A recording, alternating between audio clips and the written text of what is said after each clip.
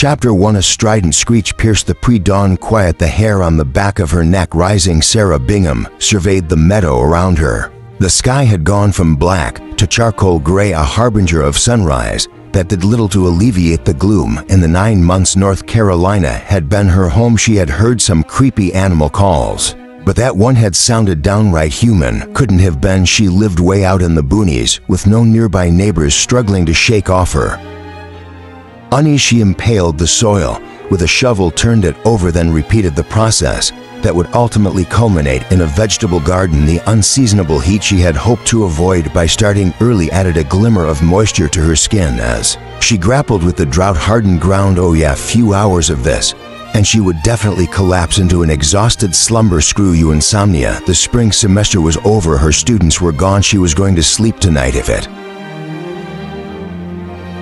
killed her. Loud snarling, growling sounds abruptly split the air, accompanied by cracks and thumps and the snap of branches starting violently. Sarah gripped the wooden handle of the shovel and stared at the heavy undergrowth in front of her with wide, unblinking eyes. The foliage began to thrash and sway. Her heart slammed against her ribs. Oh crap, weren't there bears in North Carolina? Branches and leaves exploded outward as a massive dark form, moving so fast she couldn't see it clearly, charged toward her. To panic, to even scream, she dropped the wooden handle and raised her arms to protect her face, head, and neck. A heavy weight crashed into her left side. Feet flying up, she hit the ground hard on her back 2 or 3 yards away. Dry soil and twigs abraded her hands, and she threw them out to the sides. Something tore through her right shirt sleeve and cut her elbow. A painful throbbing invaded her ribs, rolling onto her stomach. Sarah jerked her head up and looked around wildly, in time to see the trees that bisected this end of the meadow envelop whatever had barreled into her. Quiet settled upon the clearing. Wincing, she pressed a hand to her aching side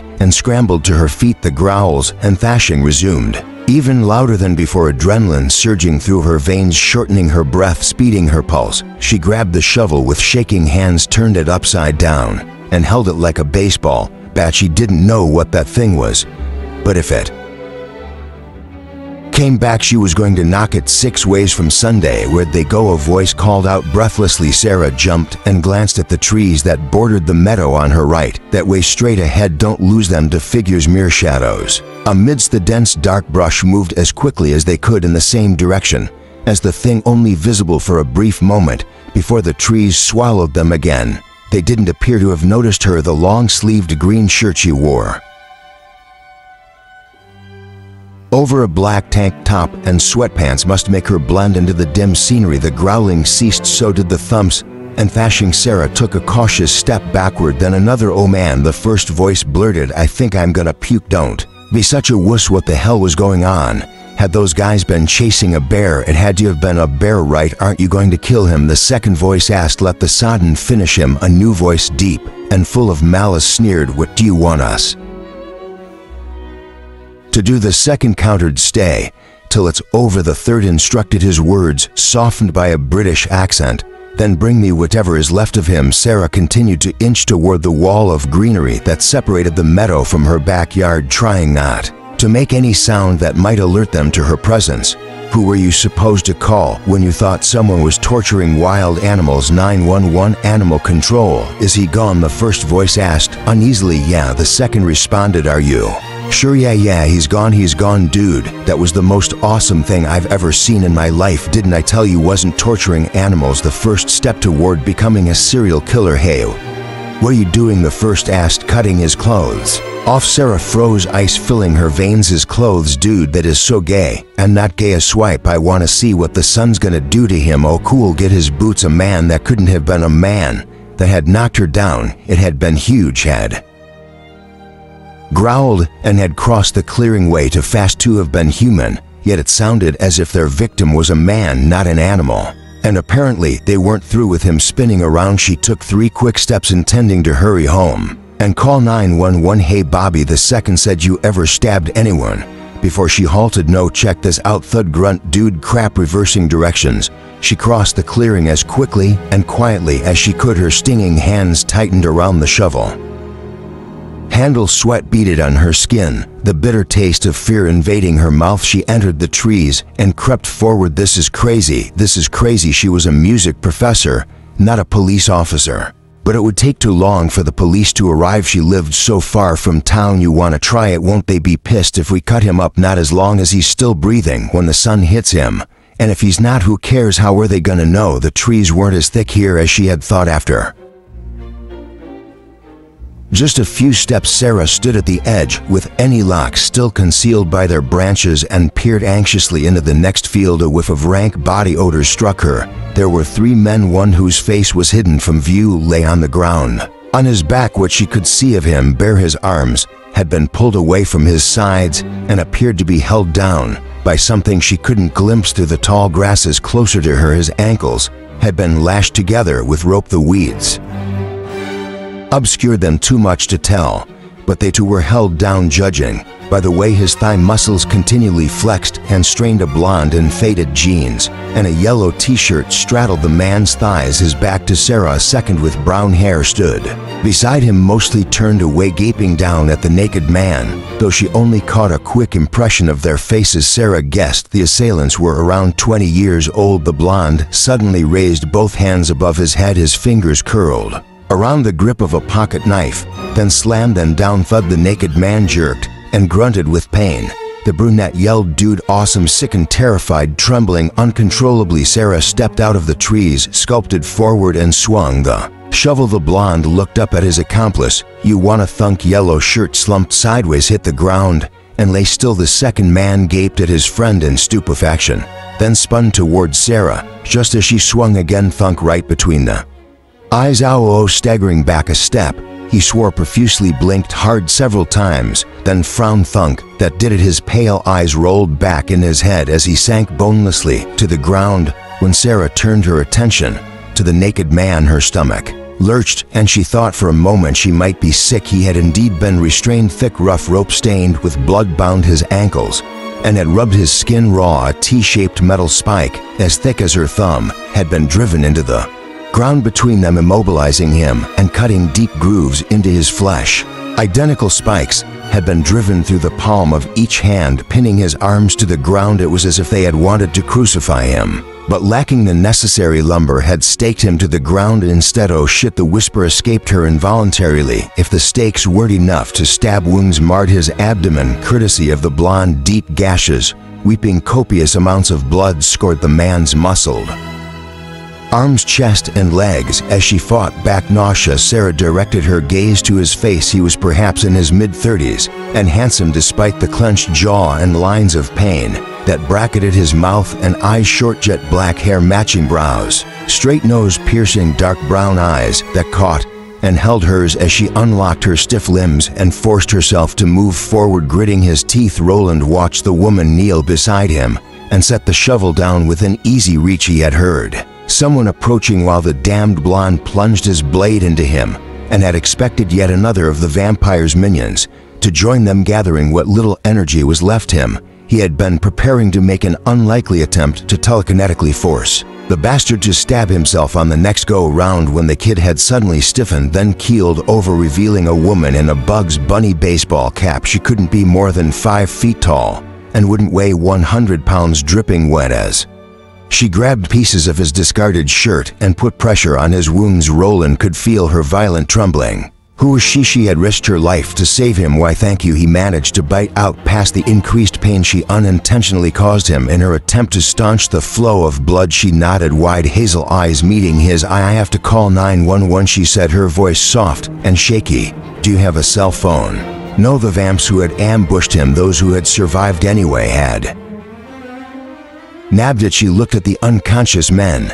Maybe one of them has one. If they don't, I can run to my house call and be back, and there isn't time, he interrupted, sensing the rapidly approaching dawn. I suffer from a condition that causes extreme photosensitivity. Her brow furrowed. Is that like an allergy to bright light? Yes. If I'm still here when the sun rises, the pain I'm experiencing now will multiply 100-fold. She glanced past him at the brightening horizon, her pretty face filling with dismay. Please tell me you're joking. I'm not. She met his gaze. You're serious? Very much so. Already weakened as I am, the sun will probably kill me. "But I mean what should I do? Free me, how there are metal spikes in your hands, pull them up." Her face blanched. Woody couldn't blame her for hesitating. He didn't relish the idea himself, but would really prefer it to roasting. "Please, I tried to do it myself, and couldn't." She looked at the hand closest to her with obvious dread. "There's no other way." Swallowing hard, she scooted over and placed a knee on the ground on either side of his hand. Roland braced himself as she gripped the horizontal bar at the top of the spike, squeezing her fingers between it, and his palm flames shot through his hand and up his arm. At the slight jostling, he thought he hit it well, until she apologized. I'm sorry. He gave his head a swift shake. "Even that hurt." "Just pull," nodding gamely, looking a bit green about the gills. She pulled the stake. Didn't move, lips compressing. She tried again. The spike shifted, lifted perhaps an inch, then stopped. She paused, tossing a panicked glance at the treetops that were beginning to acquire a golden glow. "It's into deep. Keep trying," he encouraged, imbuing the words with a calm he didn't feel in peak condition. He could withstand brief contact with the less harsh light of dawn without sustaining any damage. However, with so many injuries currently sapping his strength and much of his life's blood soaking into the thirsty ground beneath him, even minor exposure would prove disastrous and in all likelihood fatal. Drawing her feet up under her in a squat, she pulled on the spike again, this time aided by the muscles in her thighs. Agony sliced through him like razor blades as it moved slowly ascending. Roland helped as much as he could, biceps bunched as he pressed upward, trapping her fingers between the horizontal bar and his slick, ravaged skin. At last the spike released its hold on the earth and leapt free, nearly robbing the woman of her balance. Withdrawing her hands, she stared at it with disbelieving eyes still lodged in his palm. It was roughly 1.5 feet long and covered with clumps of dirt and roots. He motioned to his legs. "I'll remove the other one while you go to work on my ankles." Nodding, she turned toward the blonde and nervously searched the ground around him. "It's by my hip," Roland told her, assuming she sought the knife. Her gaze moved to Roland's hip, skipped to his groin, then back again. Pale face flushing, she retrieved the knife and hastily moved to his feet.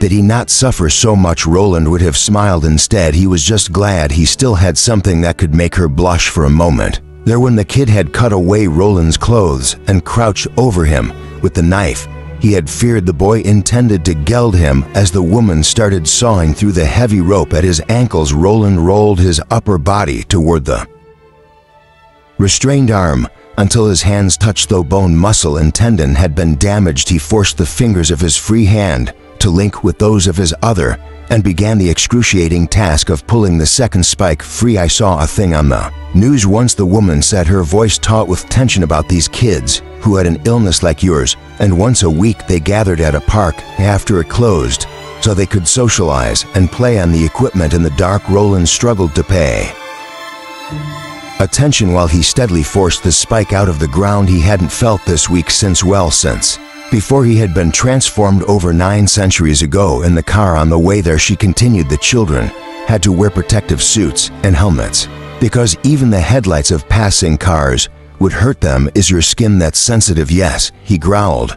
As the spike came loose, panting, he lay still for a moment, trying to shut out the pain. The knife she wielded slipped and sank into his flesh. "I'm sorry," she said quickly. He shook his head. It wasn't her fault. The rope was so tight he doubted even he could cut it off without giving himself a few nicks. The pressure on his ankles loosened, then fell away. The woman dropped the knife and began to tug on the spike, raising it enough for him to slip his feet free. Sitting up set the stab wounds in Roland's abdomen ablaze. While he caught his breath, the woman moved to his side. Every few seconds, she cast the horizon, an apprehensive glance seizing the bar lodged against one palm. He started to pull. She grabbed his wrist. "Don't. If you remove it now, you'll drag dirt, bacteria, bugs, and who knows what else into the wound.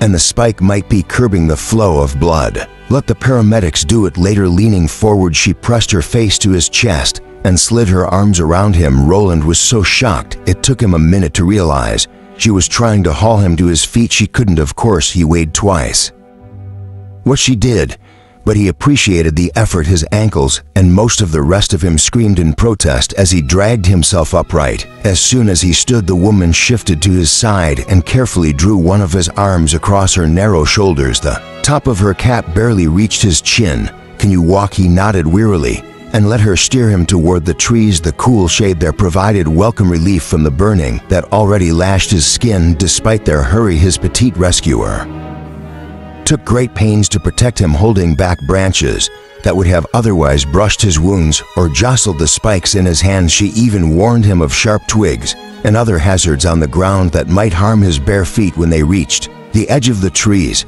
and he saw the bright empty meadow ahead of them, Roland swore. The woman bit her lower lip and cast him an apologetic look. I live on the other side of those trees. Should we take the long way around and stay in the shade? Or can you make it across the clearing? Damn it, he needed to get to shelter before he fell flat on his face. Cross the clearing. She didn't hesitate or second guess him. She merely propelled him forward, riding him when he stumbled and hastening him until they were practically jogging. Is it me? Or are you already turning pink? She asked. It isn't you. A few more seconds and blisters would begin to form. They made it to the trees, where she again warded off combatant branches. On the other side of the cluster of foliage, Roland saw a small frame house preceded by a deck and a densely shaded backyard. He would be shielded from the sun all the way to the back door. Just a little farther, she said breathlessly, the arm she had looped around his waist, giving him a faint squeeze of encouragement. He found oddly endearing. Across the grass, up the steps, a brief pause on the deck while she retrieved her keys from her shirt pocket and unlocked the door. Then the two of them squeezed inside a very narrow laundry room and secured the door behind them. Both Roland and the woman at his side emitted simultaneous sighs of relief. What's your name? he heard himself ask. Sarah Bingham. Yours, Roland Warbrook. Thank you for saving my life, Sarah. Chapter 2. Still tucked under his arm, Sarah ushered him into a small, spotless kitchen. Who were those guys? Why did they do this to you? His sore feet soothed by the cold wood floor. Roland opted not to answer and instead took in the adjoining living room of average size. It was divided into two areas. One half housed exercise equipment, an inclined sit-up bench, a treadmill, a spin cycle, and a total gym. The other boasted a black futon with solid red and white throw pillows, a glass coffee table with a matching entertainment center, and tall black bookshelves full of DVDs, VHS tapes, and books. Black curtains covered the windows and blocked out the morning light. Several modern paintings that immediately appealed to him adorned the white walls strategically placed about the room. In black wrought iron stands, a dozen or so large house plants formed splashes of color and lent the room a warm, cozy feel. Sarah moved past him and ducked through a doorway into a minuscule bathroom. When she emerged, she carried a stack of towels in her arms, all but one she tossed on the futon,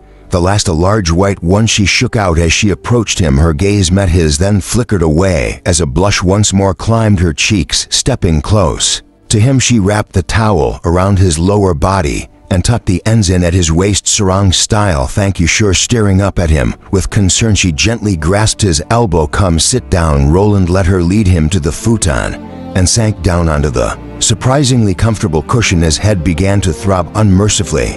I'll call 911, she said, moving away. Then see what I can do to. Roland grabbed her wrist, hissing when his mutilated hand protested. Her head snapped around. What is it, you can't? Her forehead crinkled beneath the bill of her cap. Can't what? Call 911. Her gaze turning wary, she twisted her arm to free her wrist and backed away. Why are you wanted by the police? No hell. What was he supposed to say? It had been so long since he had spoken to any human who wasn't a cashier in a grocery store that he didn't have an explanation readily available. He couldn't tell her the truth, that he was an immortal who had been led into an ambush by the vampire he had been hunting.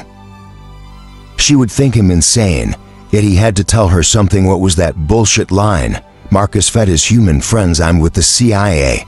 That was it. If you call 911, you'll blow. For years of undercover work, CIA, she parodied doubtfully. He didn't blame her. It sounded ridiculous. How the hell did Marcus make that crap fly? Yes, why would calling 911 blow your cover? The men who tried to kill me think I'm an illegal arms dealer wanted by the FBI. If how do I know you aren't an illegal arms dealer wanted by the FBI? Roland wanted to moan with frustration. Hunger and the need for blood twisted his insides into knots, and the pain of his injuries constantly clawed at him, making it hard to think straight. If you're asking if I have an ID that proves I'm CIA, carrying that sort of thing around when I'm undercover isn't exactly feasible. She nibbled her full lower lip. I suppose that's true. If it will ease your mind, I'll call my handler and he can confirm who I am, hopefully, Seth." The leader of the Immortal Guardians would catch on fast and play along, or maybe come up with something better. Roland just wasn't up to the task himself. He's going to have to send someone in to extract me anyway, and would no doubt use this as an excuse to lecture him again about his refusal to have a second. Seconds, a rather outdated term he supposed were humans who protected immortals like himself during the day and generally came to their aid whenever they needed it. They and the rest of the human network Seth had fostered also helped hide the existence of immortals, vampires, and gifted ones from the general public by presenting facades of normality and providing a number of other services. Seth required every Immortal Guardian to have a second. Roland, however, steadfastly refused. It was the only issue over which he had ever butted heads with Seth, who no one sane would ever want to piss off the eldest among them. The Immortal leader was so powerful he could walk in daylight without suffering any adverse effects at all. He possessed abilities the rest of them lacked that could make even Roland's hair stand on end,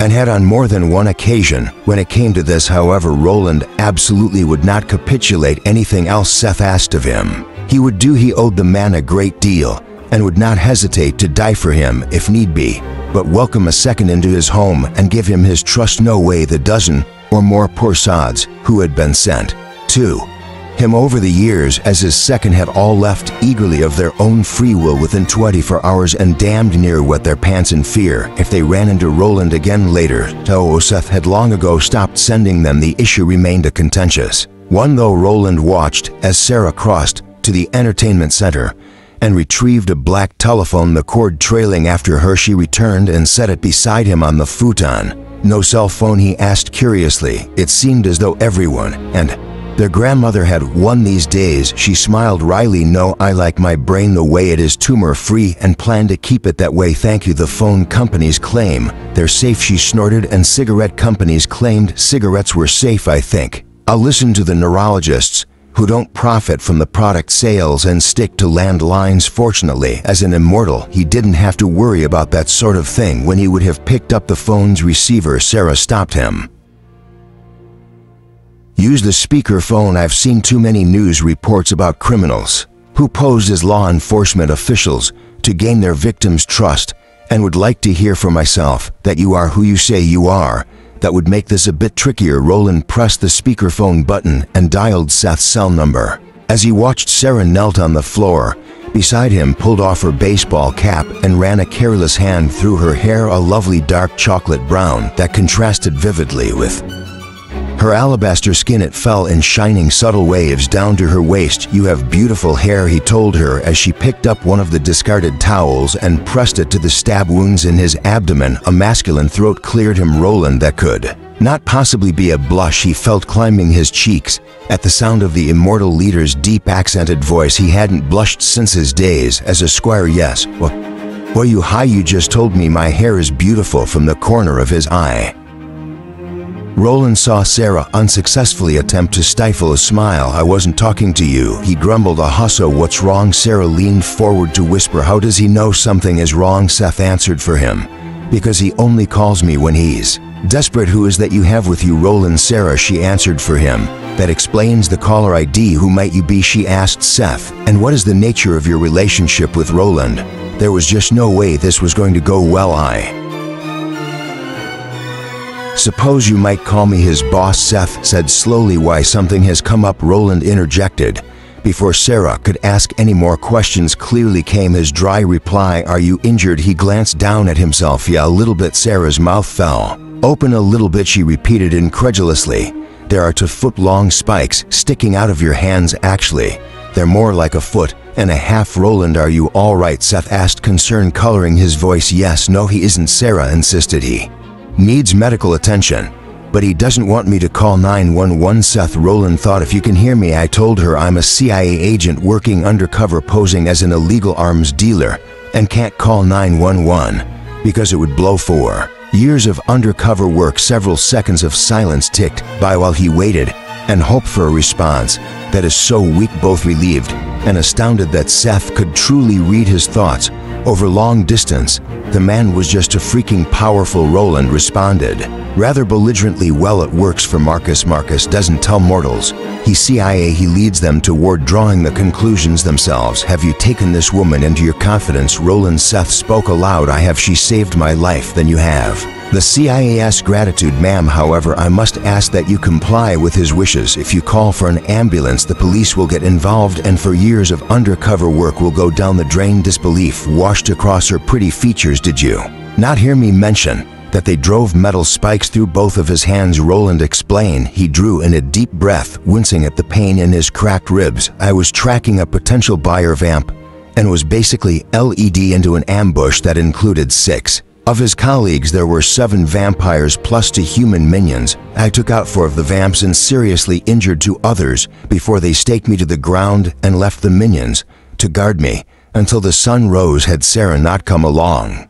when she did and freed me, I'd be toast. An ambush, Seth muttered thoughtfully. It was a very well-orchestrated attack. Have you ever heard of vampires doing such? No, I've seen them travel in pairs, occasionally even 3s. But because of the madness that gradually affects them, almost prefer solitude. Something isn't right, Seth. I don't think this was an isolated incident. The last vamp standing took a sample of my blood. It seemed to be the entire purpose of their attack. They knew who I was, that I was an immortal before I ever confronted the bait vampire. How was that possible? Were another mortal, I might think you had simply been careless. But I know how paranoid you are, and how meticulously you guard your privacy. The fact that so many vampires are living together, let alone investigating, plotting, and planning attacks, is unheard of. I would join you and get to the bottom of this. But I can't, Seth said, his voice grim. I have a situation here that requires my full attention. Roland was not surprised. The leader of the Immortal Guardians frequently had his hands full. No problem, I'll look into it myself. Hello, Sarah called. Are you people insane?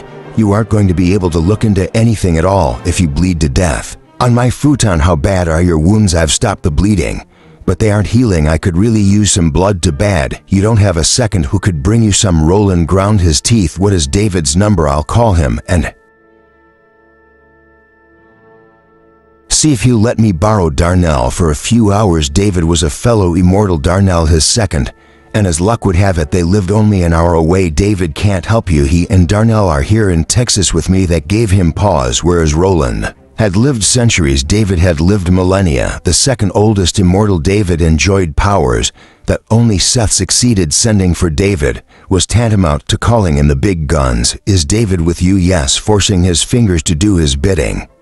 Roland picked up the receiver and brought it to his ears. Sarah started to protest, but quieted when he touched her shoulder in a silent bid for leniency. What kind of situation are we talking? Seth, do you need my help? No, David, and I can handle it. Are you sure? I can put this on hold and be there in a few hours. I appreciate the offer, but I would prefer that you remain there and see what you can uncover. All right. Sarah pursed her lips, raised one dark eyebrow, and looked pointedly at the phone.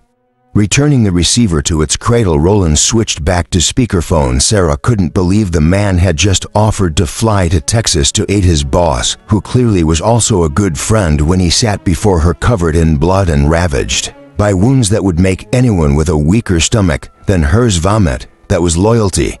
That was dedication to qualities that seemed regrettably rare nowadays. She studied Roland curiously. If he had opened the telephone conversation by saying, "Hey, Seth, do me a favor and tell this woman I really am a CIA agent," she would have remained skeptical. But Seth had confirmed his status as an undercover agent, as well as the length of time he had been working this case, with no verbal hints from Roland, so she was inclined to believe him. Besides, foolish though maybe she wanted to believe him, the fingers of one of his hands still rested on her shoulder, the spike carefully angled away from her face. How could he stand it? How could he bear such horrific wounds so casually, so stoically? And what exactly did he plan to do about them if he didn't intend to call 911? Who else can I call? Roland asked. His words carried a British accent. Marcus. Seth's accent wasn't as easy to identify. Roland's forehead speckled with blood crinkled in a frown. How is that going to help me? Marcus is in Houston. Not anymore. I transferred him to North Carolina last month. He's staying just outside of Greensboro. He is. The news seemed to please him. Sarah peeled back the towel she held to his stomach, relieved to see that the stab wounds no longer bled on the outside. Was he bleeding internally? Who is his second? What's a second? She whispered. Roland lowered his voice. It's like a partner who's Sole duty is to watch your back throughout your investigation. Oh, where had Roland's second been this morning? It didn't look as though anyone had been watching his back other than her, and she had just stumbled onto the scene. Marcus doesn't have a second, Seth said, and before you say anything, he wasn't assigned one. Because Marcus is dangerous to be around right now, you simply refused one.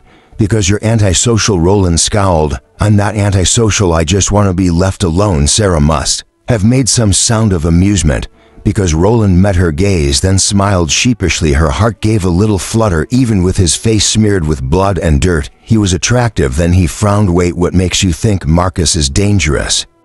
His behavior has grown erratic of late. I'm afraid any second I place with him will quickly end up dead. Lisette is still in the area though, and has a very competent second. Would you prefer to call her? No, just give me Marcus's number. Sarah released her hold on the towel and picked up the pen and small tablet she kept on the coffee table. As Seth dictated the number, she wrote it down with Marcus's name beside it. Roland thanked Seth. Don't forget to call me if you need reinforcements. Don't worry about me, just see what you can find out and keep Sarah safe. Sarah's stomach sank. Keep her safe. Roland pressed the speakerphone button to hang up. Her gaze met his. The truth lay in his troubled dark brown eyes. He thinks they're going to come after me for helping you, doesn't he? She thought she caught a flash of guilt before he looked away down at his stomach, then his hand. When he spoke, his voice was hushed, weary. Sarah, would you please clean these spikes up for me so I can remove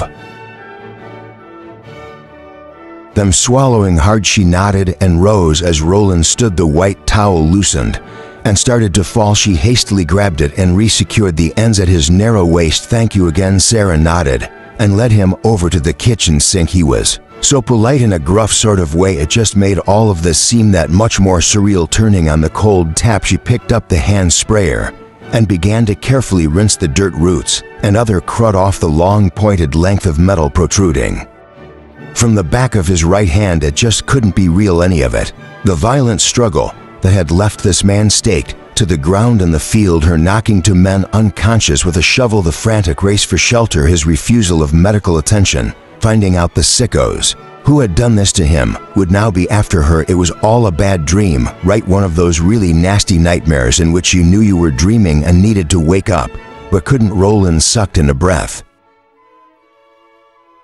through clenched teeth when the cool water made contact with his wound. Should I pour alcohol or witch hazel on it to disinfect it? She asked, reluctant to hurt him more. Adam's apple bobbing. He shook his head. Soap and water will do. Sarah obligingly poured dish liquid onto her hands and lathered up the spike. Its surface wasn't smooth as she had thought, rather it abraded her skin like coarse-grained sandpaper, making it sting. As soon as she finished rinsing the spike clean and turned off the water, Roland grabbed the horizontal bar wedged against his palm and tensed. Wait, she practically shouted. He looked at her, a muscle in his jaw twitching, stomach clenching. She stared up at him with pleading eyes. There's a clinic just 15 miles away from here. I can. He started to pull, lips drawing back from his teeth. In a grimace, he emitted a long bestial growl that made the hair on the back of her neck rise. Sarah clapped her hands over her mouth to suppress a horrified cry when the spike slid free. Crimson liquid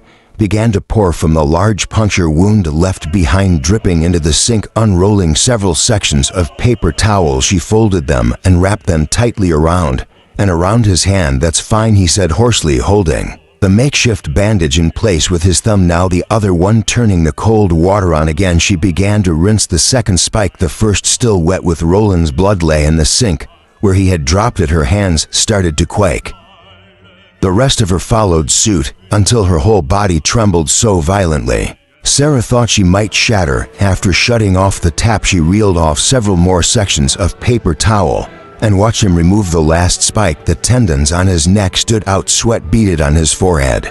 Yet Roland made no sound as the metal came free. Sarah blinked back tears as she wrapped his hand. He hadn't wanted to upset her. She didn't know how she knew it, but she did. He had seen how removing the first spike had shaken her and hadn't wanted to make it worse.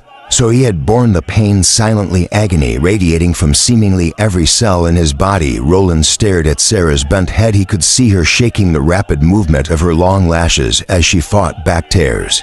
She had been such a trooper about all of this, strong, fearless, doing anything he asked of her, no matter how difficult. To see her suffering now, with that glimmer of moisture on her pale cheeks, tore at his fossilized heart. Staring at her helplessly, he found himself at a loss as to how he might comfort her. He couldn't remember ever being confronted by a weeping woman, at least not one he knew or gave a damn about, certainly not one who would have helped him. At such great risk to herself, a sniffle escaped her as she finished wrapping his hand. Unable to bear it, Roland reached out, tore off another paper towel, and ignoring the sting of it, wiped as much of the blood and dirt from his chest as he could.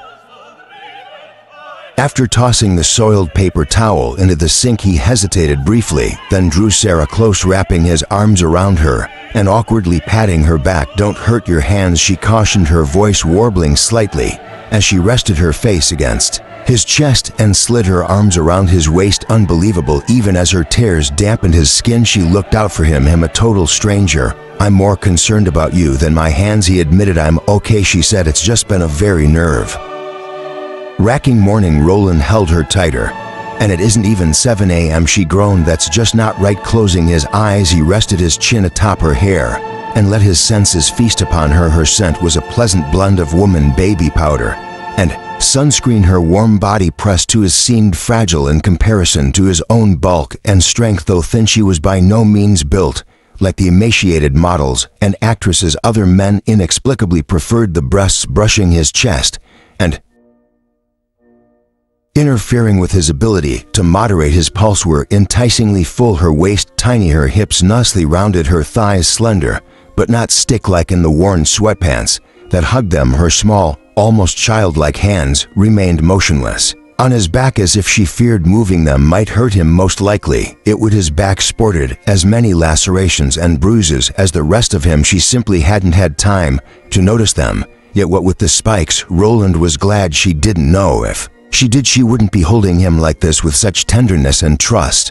When was the last time a woman had done so? Centuries, surely. It felt foreign to him, having been betrayed one time too many. Roland had long ago given up on relationships. When the strain of celibacy grew too much, he simply sought out prostitutes or women looking for one-night stands and allowed them to sat his needs. Those women never held him like this, though only two women had embraced him so tenderly, and he didn't care to think of that right now. In truth, he found it more and more difficult to think at all. Every inch of his body either ached, stung, throbbed, or burned. His head swam, his vision started to blur, his stomach churned strangely. Sarah's presence, the comfort of her embrace, helped him distance himself from it all. Gradually her tremors subsided, as did her tears. Sighing, she released him and eased a step away. As Roland withdrew his large, hastily bandaged hands, he swayed and realized, to his dismay, that she had been anchoring him and helping him remain upright. Several long strands of her hair clung to the stubble on his jaw. Reaching up, he gently disentangled them. "I'm sorry," she said, wiping her cheeks.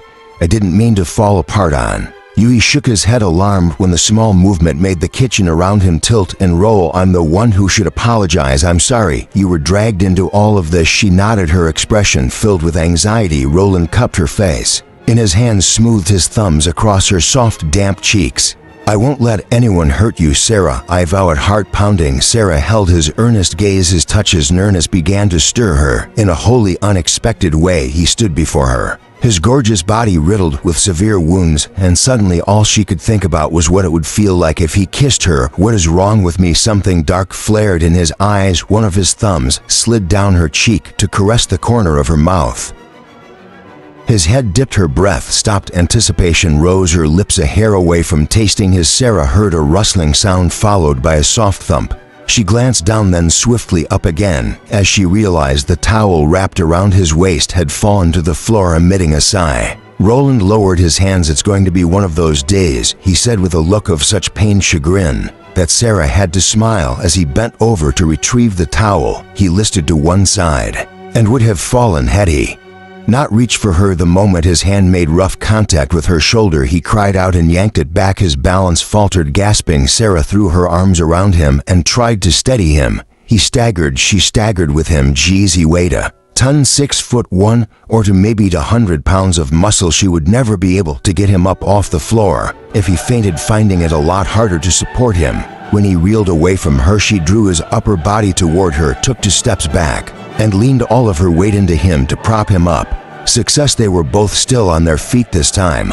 When Roland's arms closed around her, he carefully avoided touching her with his hands. "Sarah," he rasped. "Yes." He blinked hard and stared over her shoulder, his gaze unfocused. "If I pass out, and you can't wake me up, oh crap, wait until an hour before sunset, then call Marcus." "Shouldn't we call him now?" "No, he won't." Roland's dark eyes started to roll back in his head. No, don't pass out on me. We have to get you to the futon." He blinked sluggishly when she shook him, hurriedly maneuvering them so her back was to the futon. She began shuffling toward it, dragging him with her. He took 1 step to 3, then his knees buckled and his weight sank down on her, pulling her toward the floor. Swearing unable to keep him upright, she twisted and shoved him away from her as hard as she could. The not very controlled fall that resulted landed him on his back on the futon, with most of his legs hanging over the metal arm closest to her. Phew.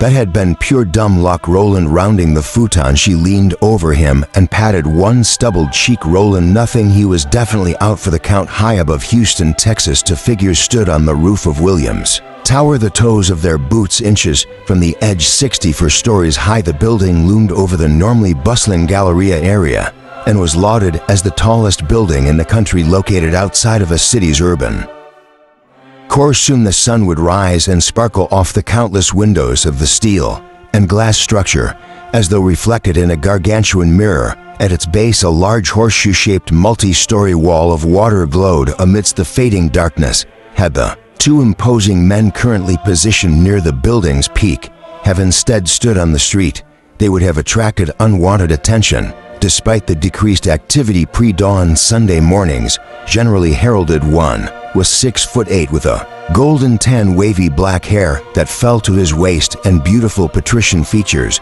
that inspired many a female double take. The other was an inch shorter with similarly patrician features, but had skin as dark as midnight and masses of pencil-thin dreadlocks that reached his hips. He drew many feminine admiring gazes and caused hearts to flutter. Both were clad in all black, wore leather urban dusters, and were fatigued from 2 long days and nights of searching. Frowning, the taller of the 2 returned his cell phone to his pocket and mull over all that Roland had told him. "This is an interesting turn of events," his friend commented in a faint Egyptian accent. Yes, David possessed the preternaturally enhanced senses all immortals boasted, and would have heard both sides of the conversation.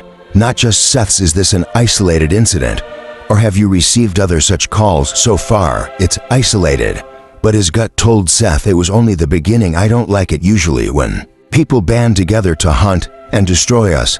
They are human, not vampire." "Never vampire." David nodded somberly. "Change is in the wind." He stared toward the west. "Do you think the attack on Roland is in any way related to this?" This referred to the situation Seth had mentioned to Roland. "No, this is something different. There were roughly 5.2 million people living in the Houston metropolitan area, a population that large, pervaded with crime, tended to draw a greater number of vampires.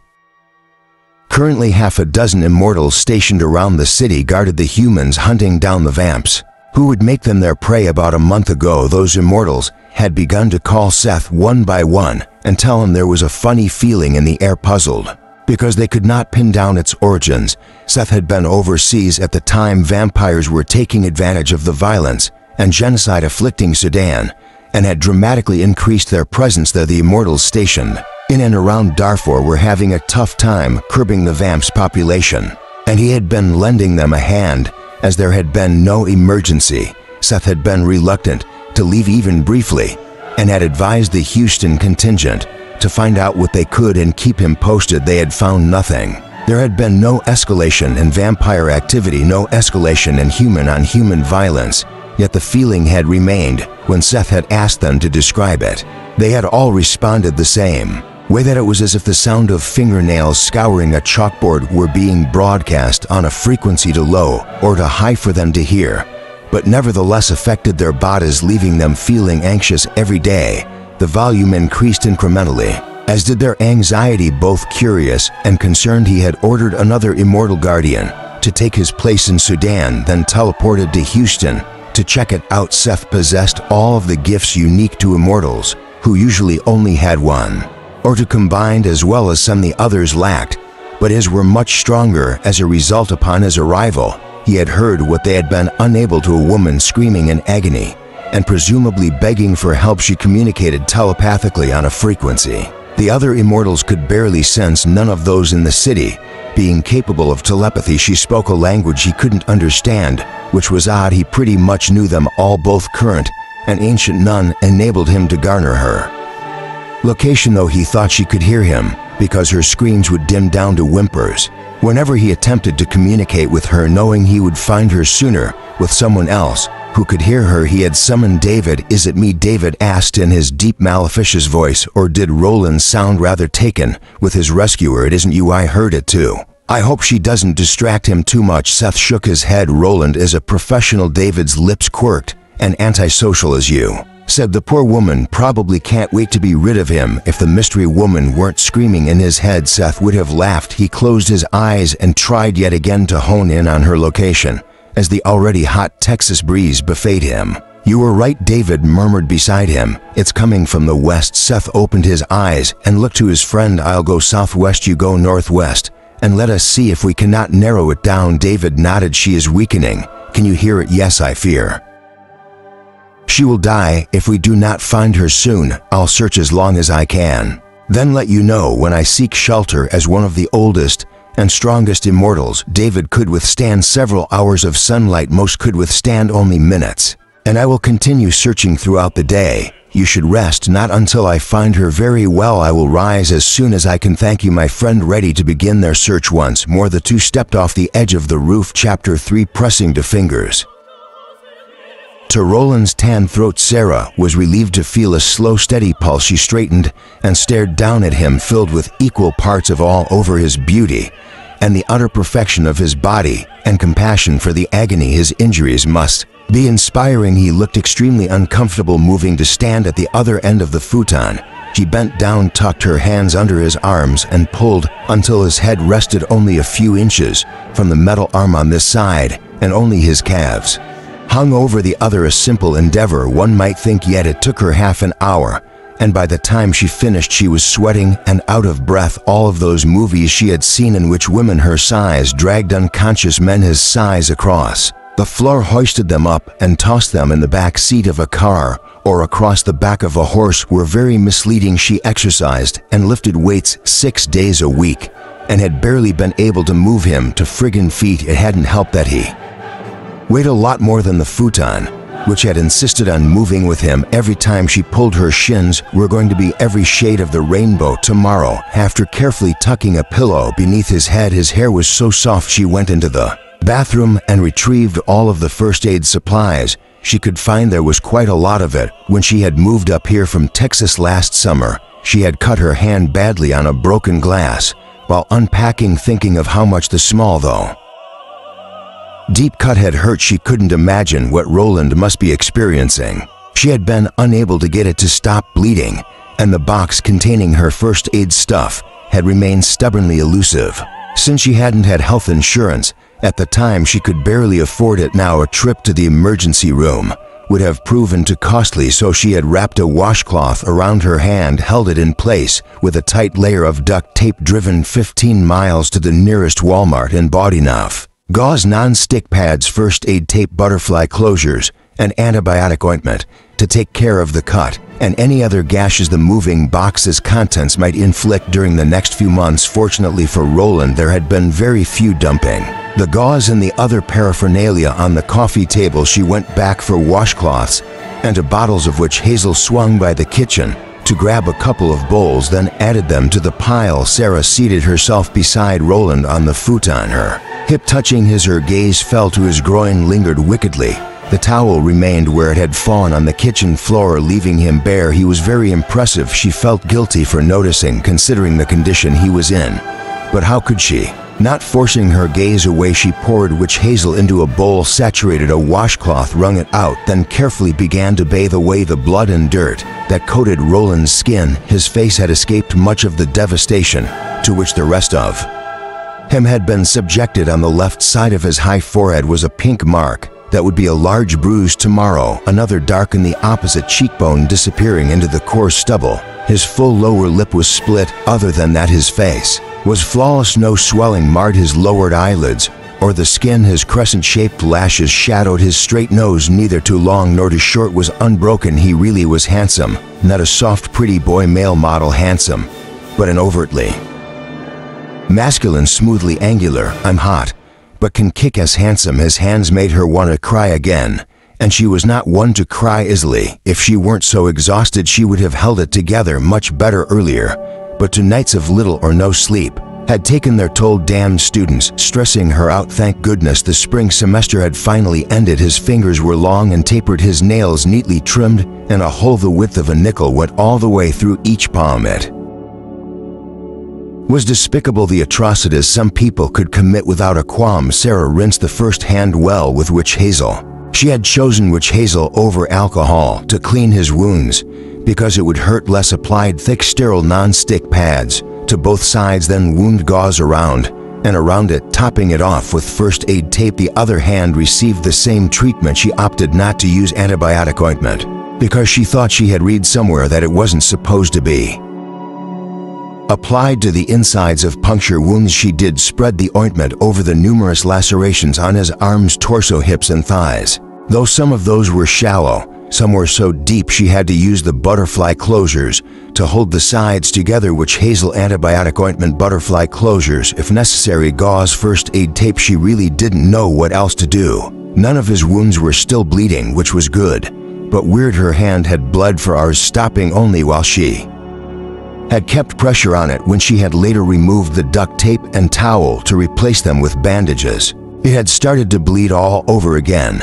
and had done so off and on for a couple of days. Yet Roland didn't appear to be bleeding anywhere, not even his hands. How was that possible? Was it part of his illness? Did whatever caused his photosensitivity also make his blood clot faster? The news segment about the photosensitive children hadn't mentioned anything about that. Even the stab wounds in his 8-pack ABS no longer bled. It was a little unsettling. Okay, majorly unsettling. It just didn't seem natural if his chest weren't rising and falling with each breath. She would think he was dead. Sarah rinsed out the bowl and filled it with more witch hazel. Amidst a great deal of unladylike grunting, she managed to roll Roland onto his side away from her so she could inspect his bag. It sported long, deep gashes and what appeared to be more stab wounds, all of which were encrusted with blood, dirt, grass, and weeds. And like those in front, these wounds no longer bled. Sarah went to work cleaning and doctoring them, starting at his wide, strong shoulders. His back was broad, muscular, naturally tanned like the rest of him. A long slash began where his neck met his right shoulder and sliced down toward his left armpit. It took the rest of her butterfly closures to secure it. Another looked as though the weapon that had carved it had glanced off his ribs down on his left side. A third slit his narrow waist on the right. It all seemed a little off. Didn't most criminals sport guns? Now even petty criminals. She would think that whatever enemies Roland had acquired posing as an illegal arms dealer would have shot him, not attacked him with knives. Sarah mulled that one over for several minutes while she ministered to him. Maybe they hadn't wanted to attract attention. Sound did tend to carry out here, echoing through the countryside, but there wasn't much gun crime in this area, at least not compared to Houston, where she had been born and raised. She would think if someone heard a gunshot way out here, they would attribute it to hunters' target practice, a truck backfiring, or someone shooting off fireworks. Plus, there were always silencers. Sarah blushed as she bathed the dirt and blood from Roland's lower body. He had the sexiest but she had ever seen, while every guy she had dated in the past had had no, but Roland's was firm and muscular, and his legs, like the rest of him, they were well muscled and honed to perfection. That perfection broken by a cut where one of his attackers had tried to hamstring him. It felt decidedly intimate touching him like this while he slept. She tended to be a little shy around men and had never taken sex as lightly as her peers. Most of the women and girls she had known had treated sex like a recreational sport and were insanely unconcerned about disease. Consequently, she had had only 2 lovers thus far, both of whom had been long-term relationships. Her first lover had been reed thin, the second had been similarly thin when they had begun dating, and a good 50 pounds overweight by the time their 3-year relationship had fizzled out. Neither man, as far as she knew, had ever so much as touched a weight, let alone lifted one. Roland, on the other hand, was built like an Olympic athlete, and for just a moment, okay, maybe 2 or 3 or 4, made her wish she was uninjured, and she was easy.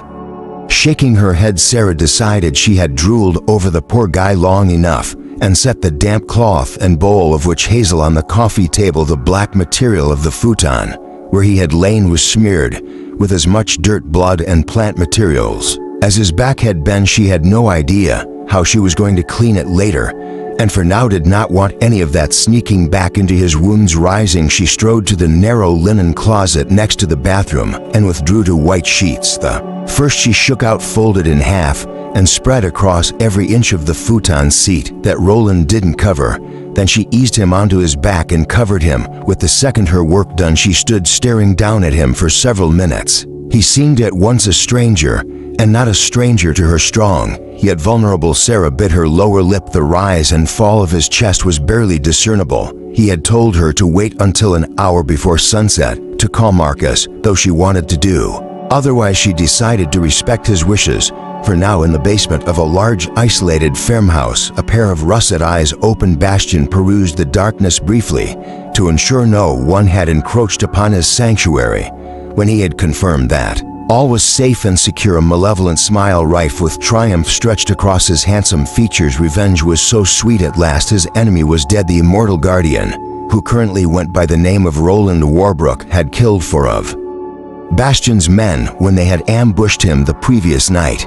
But Roland had paid for that with his life, paid for that, and so much more. Bastian closed his eyes, savoring his victory. How the bastard must have suffered as the sun rose and baked him like an oven. He wouldn't have burst into flames the way vampires did in movies. No, he would have blistered, then charred like meat left too long on a grill. His body, already damaged, would have been unable to heal itself, deprived of blood thanks to the large sample Bastian himself had extracted. The parasitic virus that infected them all would have turned on its host, devouring him from the inside out, until there was nothing left upon which it might feast. It was an agonizing death, and one Roland had richly deserved. He, and all of those like him. Rising, Bastian donned the black clothing that allowed him to blend in with the night and topped them off with a long black coat. Once he had armed himself with his usual weaponry, he unbolted the door and left his chamber. The ground beneath his farmhouse was riddled with catacombs painstakingly created by himself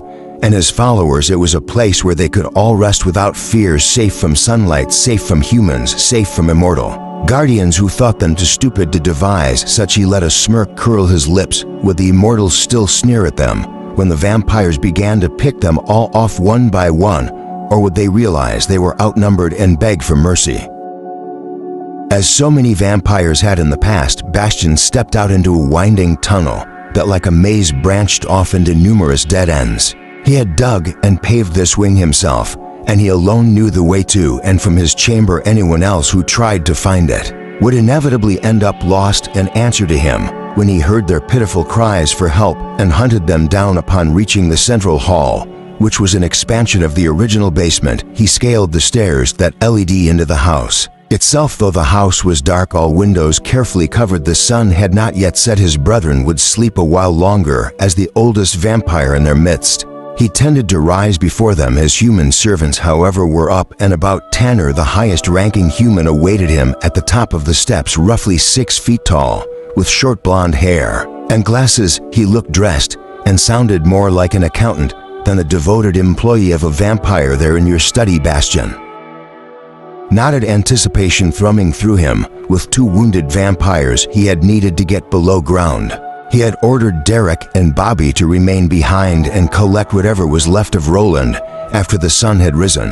They would be here now to deliver it. Several men lounging on the living room sofas scrambled to their feet as he walked past. Bastian acknowledged the humans with a short nod and continued on, thinking with some amusement of ways he might display Roland's remains. That amusement died as soon as he entered the study. Something was wrong, something Derek and Bobby apparently thought would spark his dangerous temper. He could smell their fear, see the tension, and their stiff postures, their nervousness, and the bobbing knees. They couldn't keep still as they shifted in the chairs positioned in front of his desk. "You have something for me?" They leapt to their feet and spun around at his words, faces paling. These two would do just about anything for him in hopes of earning a taste of the vampire's gifts. It was why he had chosen them to complete this task. "Where is it?" he demanded. The 20-somethings exchanged a terrified look. Bobby had a large bruise in the center of his forehead. Derek, the one with the bolder nature, girded his loins and spoke. He escaped. A haze of fury instantly filled Bastian's vision, painting the world around him red. In a heartbeat, both men were lifted and slammed to the surface of the desk. His hands tightened around their throats, restricting their airways and pinning them in place. He was completely immobilized and at your mercy. "When we left," Bastian snarled at the quivering lumps. "What did you do?" "It wasn't us," Derek cried hoarsely as Bobby whimpered and wet himself. "We were watching over him, like you told us to, and were attacked." "By whom?" "He had no way of contacting his fellow guardians." "I don't know," he gagged and coughed until Bastian loosened his hold. "Minutely, I didn't see who it was." Bobby said it was some crazy bitch with a shovel. "She knocked us both out and helped the guardian get away." "A woman," he growled furiously. "A mortal woman armed with nothing but a gardening tool bested you." We didn't hear her coming," he blurted. She was crazy." "Quiet." "One of the Immortals' seconds?" "Perhaps. If so, why hadn't she been better armed?" Bastian lifted the men and slammed them back down again, hard enough to crack the heavy wooden surface of the antique desk. "Damn you, we had him. You say you want to be one of us, but when I give you a task, one simple task, you fuck it up." Incensed, his wound from the previous night still paining him, he roared his fury so loudly he woke the slumbering vampires below. Fangs exploded from his gums. Derek and Bobby began to scream. Uncaring, Bastian bent and sank his teeth into Derek's throat. Hunger clawed at Roland with razor-sharp talons. As he slowly came awake, the need for blood was strong. His wounds had not healed as he slept as they would have if he had had a few units on hand. He should have taken a minute to feed on the punk who had stabbed him. But then Sarah would have been afraid of him. Sarah, eyes flying open. Roland saw her in the kitchen. She was closing the oven door and reaching over to return a pot holder to its hook on the wall. Her blood-stained clothing had been replaced with pale blue low-riding jeans and an olive green t-shirt that hugged her shapely figure, emphasizing a small waist, full breasts, nicely rounded hips, and a tempting as her hair was still damp from a shower and spilled in thick waves down her back. He frowned. Was one of her elbows scraped? Had that happened when she'd saved him? She glanced at him over her shoulder, looked away, then did a double take, face brightening. She spun around. "You're awake?" "Yes." Brow furrowing, she crossed to his side. "How are you feeling?" "About the same." May as well be honest whenever he could. "How long have I been out?" "Almost 4 hours." It wasn't until then that he realized the blood and dirt that had coated him had been washed away. He now sported numerous neat white bandages and was covered with a sheet. "Did you do all this?" "Yes." He tested the bandage wrapped around his left hand. "Nice field dressing." "Are you a doctor?" she offered him a wry smile. "Not the medical kind. I have a doctoral degree in music theory and teach over at UNC Chapel Hill." "Beautiful and smart, a marvelous combination." "Well, you did an excellent job, thank you." Her kindness continued to astound him. Even a second wouldn't have cleaned him up and made him more comfortable. He would have just bitched and moaned over his sleep being disrupted and given him blood. Roland's imagination temporarily soared with images of her touching his bare body while he had slept. If only he could have remained conscious. Sarah worried her lower lip and clasped her hands in front of her, suddenly appearing uncertain. He frowned. "What is it?" "I've been trying to figure out a tactful way to ask you something." "Oh shit." Had his fangs descended while he was unconscious? A hasty feel with his tongue reassured him that they were receded as they should be. But if she had seen his fangs earlier, it would explain why she seemed so uneasy. "Forget tact," he told her, wondering how he would respond if she asked him if he were a vampire. "Just ask." Nodding, she drew in a deep breath, then blurted, "Are you HIV positive?" His eyebrows flew up, not what he had been expecting. "No." "Are you sure? Because a lot of people who have it don't know they have it." "I'm 100% sure." "No HIV, no hepatitis, nothing. I'm clean." The tension left her as she gave him a relieved smile. Thank goodness. Considering how much contact she had had with his blood, he could understand her concern, especially if she had any open wounds of her own. Again, He frowned. Were you injured? Sarah, wrinkling her nose, she held up her hands to show him scratched and abraded palms. It also allowed him to see her scraped elbow. I forgot all about it until after I finished cleaning you up, and when I saw it, I admit I got a little worried. Roland slowly sat up, clenching his teeth when the movement made it feel as if he were being stabbed anew in the stomach. What are you doing? She asked as he swiveled and lowered his feet to the floor, ensuring the sheet continued to cover him to the waist. Once the pain had subsided enough for him to unlock his jaw, he motioned to the empty space beside him. Sit with me a moment. It was more a question than an order. A sweet shyness entered her features as she obligingly sat next to him. Roland took her hands in his and turned them palms up so he could study the angry red marks. What happened? Something knocked me down in the meadow before I found you, she answered. It was so big and moved so fast I thought it was a bear, but she tilted her head to one side, drawing his gaze to hers. Was it you and the others? It must have been. He didn't recall seeing her or bumping into her, but when fighting 3 vampires, he had already dispatched for at that point, and traveling at preternatural speeds, the details of one's surroundings could sometimes blur. I don't know. I was focused on my opponents and saw little else. Spying what was left of her first aid supplies on the coffee table, he released her hands, picked up a half-empty bottle of witch hazel, and snagged a clean cloth. Did I miss a wound? She asked, her eyes roving his exposed skin. Roland gave his chest and arms a cursory inspection. Not as far as I can tell. Thanks to her ministrations, he would heal more swiftly. When he fed, the lid came free, easily dampening the cloth. He returned the witch hazel to the coffee table. Then what are you? Her words faltered as he reclaimed one of her dainty hands and gently cleansed her palm. Oh, no, Roland. You don't have to do that. Yes, I do, he responded, quiet but determined. This woman had knocked out 2 men bent on torturing him to death, unstaked him, helped him up, dragged him 100 yards uphill, welcomed him into her home, given him shelter for the day, and cleaned and bandaged his wounds. He wanted to do this for her. Sarah's heart turned over as she watched him painstakingly tend her abrasions. Her hand looked so small cradled in his. She really had forgotten about the scratches until she had washed his blood off her hands. The water had stung, and when she had seen the raw red marks, they had immediately begun to throb and burn. Dropping the cloth to his lap, Roland located the tube of antibiotic ointment and struggled to remove the cap. A muscle leapt along his jaw. It must be killing him to move his fingers like that. She thought it fairly miraculous that he could move them at all. A hole that size must have broken bones and damaged nerves and tendons.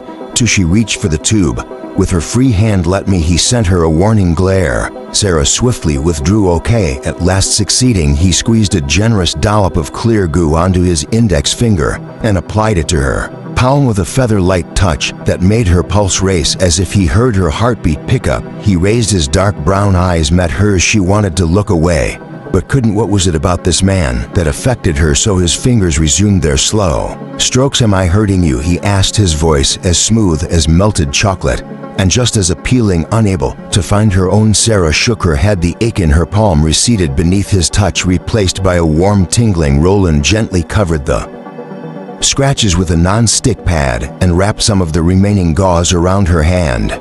Just as she had done for him, her other hand received the same careful treatment. When he was finished, Roland held both of her hands in his. We match. She teased. His dark eyes lightened with amusement as he drew her attention to the fact that the whole of one of her hands barely filled his palm. Not quite, she smiled. Sarah, there is something I must ask you. Sobering at his earnest expression, she leaned forward. What? He shifted infinitesimally closer, his eyes boring into hers. Is that pizza I smell? Because I am famished. The corners of his lips twitched. Sarah laughed. Yes, it's pizza. She glanced at the clock on the DVD player, and it should be about ready. Roland smiled up at her as she rose, his raven hair falling forward across his bruised forehead and lending him a boyish charm. I was hoping you would wake up, she said as she headed for the kitchen and tried to think of something you could eat that wouldn't require hurting your hands with the use of utensils. I figured you would balk at my spoon feeding you. You were right, I would. Pizza is perfect, thank you. Grabbing a pot holder, she hoped he wouldn't change his mind when he saw it. Heat blasted her as she opened the oven door, removed the pizza, and set it on the stovetop. For some reason, most of her fellow Americans seemed to think any food that didn't contain chemicals that had been banned in every other industrialized nation,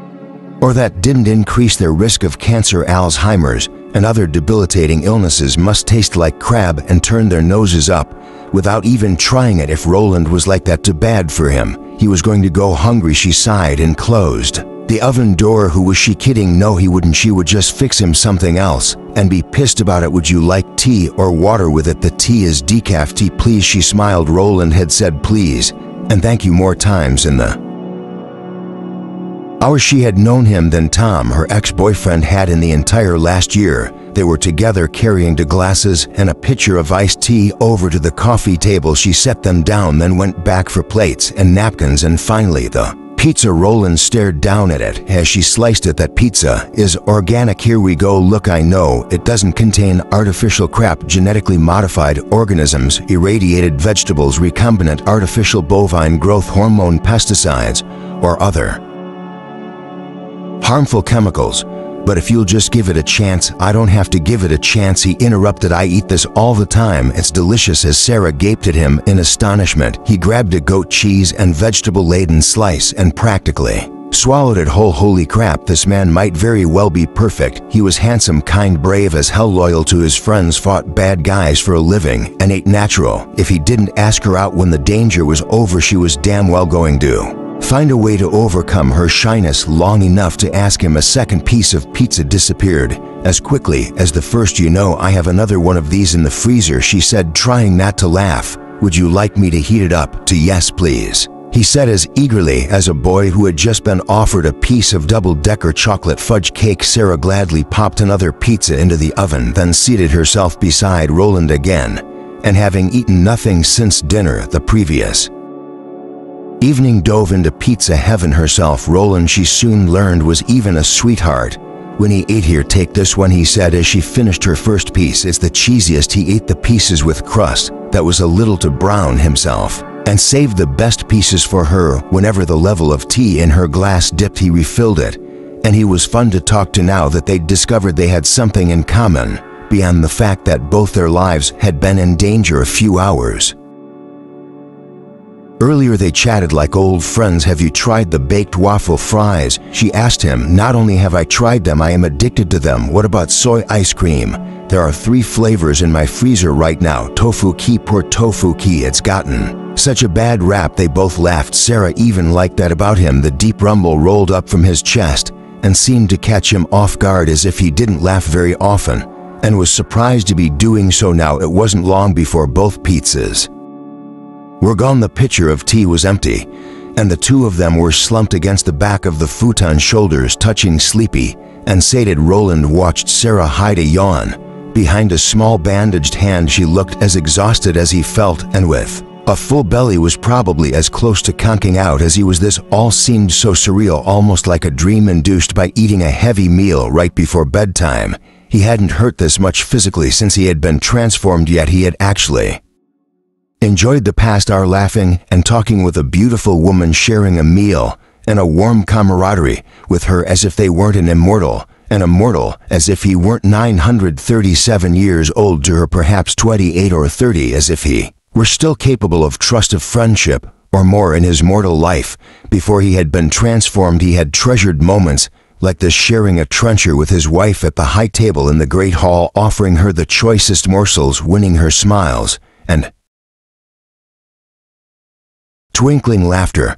But if that treacherous bitch had accomplished nothing else, she had taught him that things weren't always what they seemed. I think I'll call Marcus now, if that's all right with you. Sure. Sarah dug through the napkins and assorted litter that had collected on the coffee table until she found the tablet with Marcus's number on it. Here you are. She handed him the tablet and the phone. Thank you. Her smile broadened, then turned into another yawn. Sorry, I didn't sleep last night. Roland frowned. Why had the vampires who had lured him out here been terrorizing her before he arrived? She grimaced. The spring semester just ended, and one of my spoiled fundamentals students went whining to the chair, claiming he got a D because I didn't. Like him, I've only been teaching there for 2 semesters, so I wasn't sure how the chair would react. Did you get in trouble? No, the student hadn't turned in half of his assignments and had failed most of the exams the whole department knew He was full of crap and leapt to my defense. It just really ticked me off, I would imagine. So that's actually why I was in the meadow this morning. I figured several hours spent turning over the soil for a veggie garden would tire me out enough to rid me of my insomnia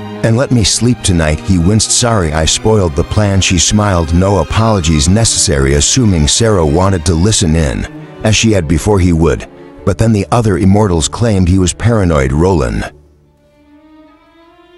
pressed the speakerphone button and dialed Marcus's number on the fourth ring. An irritable voice, hoarse with sleep, answered. What, Marcus? It's Roland. Roland.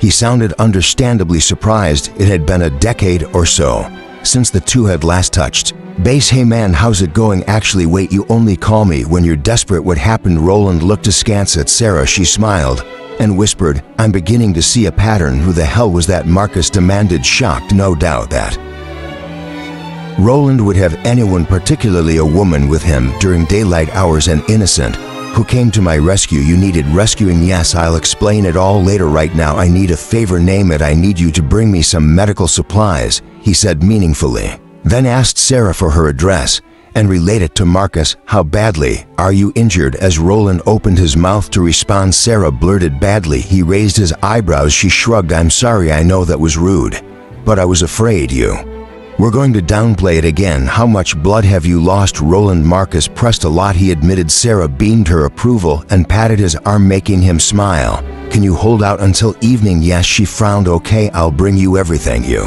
need tonight. Great. Leaning forward, Sarah whispered, don't forget clothes, right? He said, distracted by her nearness. I'm also going to need some clothes. There was a long silence. Clothes, Marcus repeated. Yes. Should I ask? No. Okay. Then he said clearly, amused, medical supplies and clothing. I'll be there as soon as I can. Roland pressed the speakerphone button and returned the phone to the coffee table. Sarah was watching him with a slight smile, her hazel eyes twinkling with merriment. I'm not antisocial, he said. He really was, but it suddenly seemed important that she believe otherwise. Her smile widened. You just want to be left alone? Not always, he countered with a smile of his own. Not today. You're just saying that because I baked you pizza, she teased. In part, he teased back, and she laughed. I don't suppose you have any clothing that might fit me, do you? Marcus will never let me hear the end of it. If I'm wearing nothing but a sheet when he arrives? No. Yes. Well, no, I thought maybe the long-sleeved shirt I had on when I found you might fit you, but you're a lot bigger than my ex-husband, ex-boyfriend, and everything else I have is my size. Nodding absently, he couldn't resist asking, is there a current boyfriend I should worry about coming home and finding me naked on your futon? Subtle. No. What about you? Is your wife or girlfriend going to give you grief when she finds out you spent the day with me? No. Wife or girlfriend, he responded, automatically surprised she would ask. Was she interested in him? If so, why? He was a mess, and she could very well have gotten killed trying to help him. I had a friend in Houston who was with HPD, and he said women always seemed to react badly when he told them he was a policeman. I guess the whole relationship thing must be even harder for you, since so much of what you do has to be kept hush-hush. You have no idea. It does tend to complicate things. She stifled another yawn. Would you like to go lie down? He asked. I'm fine now that you've patched me up. You are not fine, she protested with a disbelieving laugh. You're in pain, you're miserable, and there's no way I'm going to leave you alone until your friend comes by tonight. I'm afraid you're stuck with me. He smiled. Quite a pleasant fate, I admit. She smiled back and started gathering their napkins onto the pizza tray. Why don't I clear some of this mess away? Then we can watch a movie or find something on TV to help pass the time. Sounds good, heart-light. Despite the many aches bombarding him, he watched her carry the tray to the kitchen. Chapter 4. Roland awoke as the sun was setting, his body racked with pain. It took several minutes of intense concentration before he was able to distance himself from it enough to open his eyes and take in his surroundings. The television was on, turned to a news channel, the volume low. He was lying on his back on the futon, his left leg bent at the knee and resting against the cushioned back. His right leg was stretched out with his foot hanging off the end. What utterly astonished him and nearly made him forget the pain, however, was Sarah, who was sprawled atop him, peacefully ensconced in slumber. Her cheek was pillowed by his chest, emitting a pleasant Citruscent her hair again clung to his stubbled jaw and fell across his shoulder in curly disarray. One of her small hands loosely clutched his shoulder, the other was tucked into his side, her full breasts warmed his stomach, her hips rested against his groin, arousing him despite his discomfort. Damn, but it felt good giving in to temptation. He wrapped his arms around her and buried his face in her silky hair. She stirred her hand, tightening on his shoulder, and she snuggled closer then. Fell still. He hadn't slept with a woman in the literal sense in over 9 centuries, refusing to let down his guard enough to experience such intimacy as this, not even with Mary, who had feigned such devotion. He had obeyed the proprieties when he had courted Mary, and fearing her reaction when she found out what he was, had never left himself so vulnerable. But Sarah didn't know what he was, and he had no intention of telling her. He didn't want to see the same loathing in her eyes that had darkened Beatrice's with a fear that had widened Mary's to Sarah. He was just a man. His body hardened even more when he remembered the way her heartbeat had sped up at his touch. Her pulse was slow and steady now, the blood in her veins calling him to come and satiate his hunger. As he listened to the steady thrum of it, his own heart began to pound. Roland slid one hand up her back, tunneling through soft, thick curls, and rested his fingers upon the satiny skin of her neck, just over her pulse.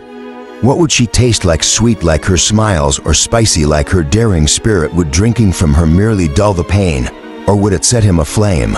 His body was struggling to heal itself. The need for blood lacerated him. Roland felt his fangs descend and lengthen. Just one taste. Sarah is sleeping. She need never know. He could ease her up his chest, lower his lips to the delicate skin of her throat. Groaning, Roland drew his tongue across her pulse, then froze, rearing back. He stared down at her in dismay. When had he moved her 1 second, he had been wondering what she would taste like, and the next his lips had been on her flesh. Was he that close to losing control? He forced his fangs to retract Sarah. He shook her gently. She didn't rouse. Something like panic struck him. Had he already drunk from her? Was he so far gone that he had drained her and not even been aware of it? Brushing the hair back from her face and neck, he searched for, but found no bite marks. His wounds weren't healing either, so he couldn't have fed yet. Sarah, he said louder. Sarah, he practically shouted. Her eyes flew open, rose to meet his. What? Roland almost laughed. He was so relieved she was just a sound sleeper. She blinked 3 times, gave him a sleepy smile. Oh hi, he smiled back. Hello, wait for it. Her eyes widened as Roland released his hold, and she became aware of her position. Oh, I fell asleep. We both did, but I fell asleep on you, and normally I wouldn't complain, but you're putting pressure on my cracked ribs. A blush climbed her cheeks. I'm so sorry. Sarah sought a place to put her hands that wouldn't harm Roland as she endeavored to rise, when her shifting and squirming made her aware of the heavy erection that was pressing into her stomach. She stilled. Her eyes flew up to meet his. Yeah, sorry about that, he said sheepishly. I can't help it. You're a beautiful woman, and my body is reacting accordingly. His wasn't the only one. Her mouth went dry at the feel of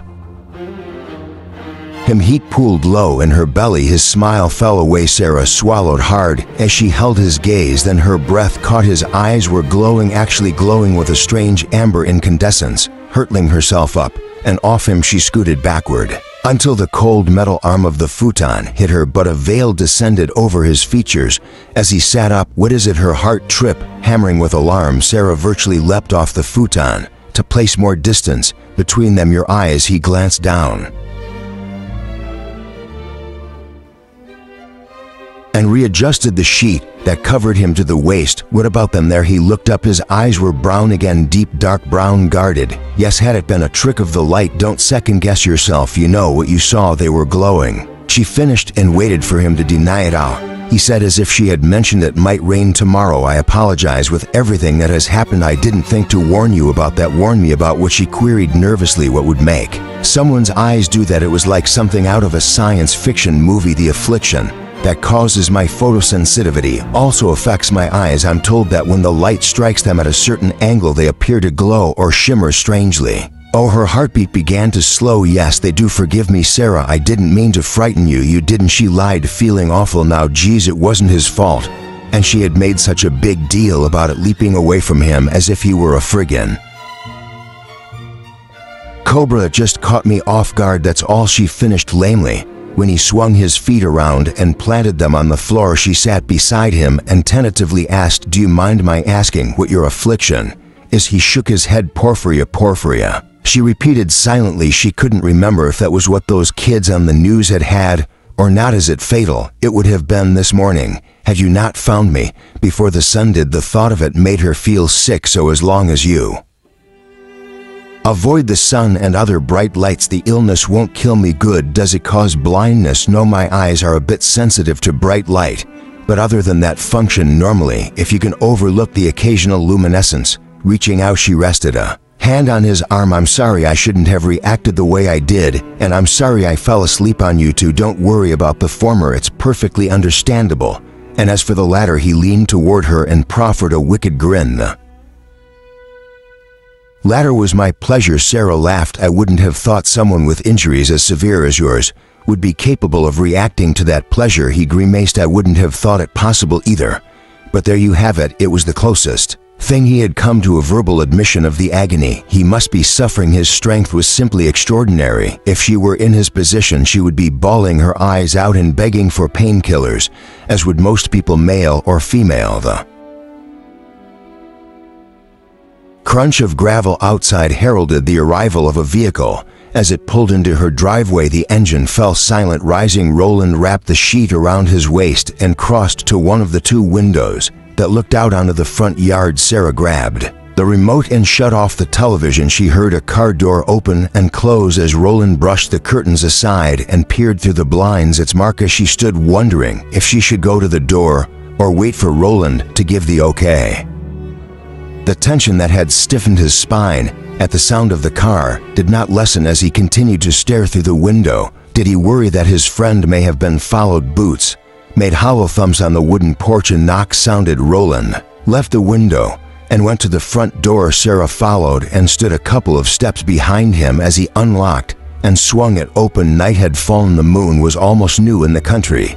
That meant it was pitch black outside, the darkness broken only by the tiny sporadic flashes of fireflies. Though the porch light was off, enough light spilled forth from the house to illuminate their visitor. He was tall, perhaps an inch shorter than Roland, so that put him at about 6'1". His hair was dark as midnight and fell halfway down his back, clad in jeans, a black t-shirt, a black leather jacket, and biker boots. His body was slender but ripped. His jaw was shadowed by several days' growth of beard, and his eyes, though he looked to be about the same age as she was 30, his brown eyes seemed much older. "Marcus." Roland held out a bandaged hand. Marcus entered and set down the duffel bag and briefcase he carried. Roland, bypassing the hand, he clasped Roland's forearm and pulled him into a hug. "It's good to see you." Roland winced and gingerly clapped him on the back, then retreated. Marcus met Sarah's curious gaze and raised his eyebrows, moving to stand beside Roland. She held out a hand. Sarah Bingham, his large calloused fingers clasped hers. "Marcus, great and a pleasure to meet you." His words were endowed with the same British accent that flavored Roland's "nice to meet you." Stepping back, he propped his hands on his hips and looked Roland up and down. "I have to admit, if you didn't look like hell, I'd be laughing. What happened to your clothes?" Grunting, Roland urged Marcus back toward the door. "I'll fill you in a minute. First, I need you to have a look outside around the house and in the meadow behind it." "All right." Walking out onto the porch, he paused and tilted his head as though listening for something. Then he seemed to sniff the air, almost like a lion seeking the scent of prey. "Do I know what I'm looking for?" "Yes, more than one." His face brightened. "More than one, and possibly a couple of wannabes." "Interesting." Descending the steps, he vanished into the darkness. Roland closed the door. "Don't you think he would have better luck if he used a flashlight?" Sarah asked, puzzled. There were no street lights or any other form of ambient light, so the man may as well be walking around blindfolded. "He'll ask if he needs one." "If he needs one, how could he not? Is Marcus your brother?" "No." "Why do you ask?" She shrugged. "You both share the same hair and eye coloring. You're almost the same height. You're both handsome, have the same build." "You think he's handsome?" he interrupted. "Sure, not as handsome as you are. I mean, even covered with blood and truly scary wounds." She broke off. What was she doing, clearing her throat? She mumbled, "I just thought you might be related." Boots again sounded on the porch. Marcus must have conceded defeat and decided he needed a flashlight. "It's Marcus," she heard him call. Roland opened the door. "Anything all clear," Marcus responded. As he strode inside, at first Sarah thought he was joking. There was no way he could have checked her backyard and the meadow beyond already. Even with good lighting and running at top speed, he would have only had time to reach the site of her future veggie garden. His next words, however, belied that and stunned her speechless. Scowling at Roland, he asked, "Is all the blood on the ground near that spike yours?" "Yes," was Roland's clipped response, swearing. Marcus bent and grabbed the handles of his duffel bag, his eyes snagging Sarah's.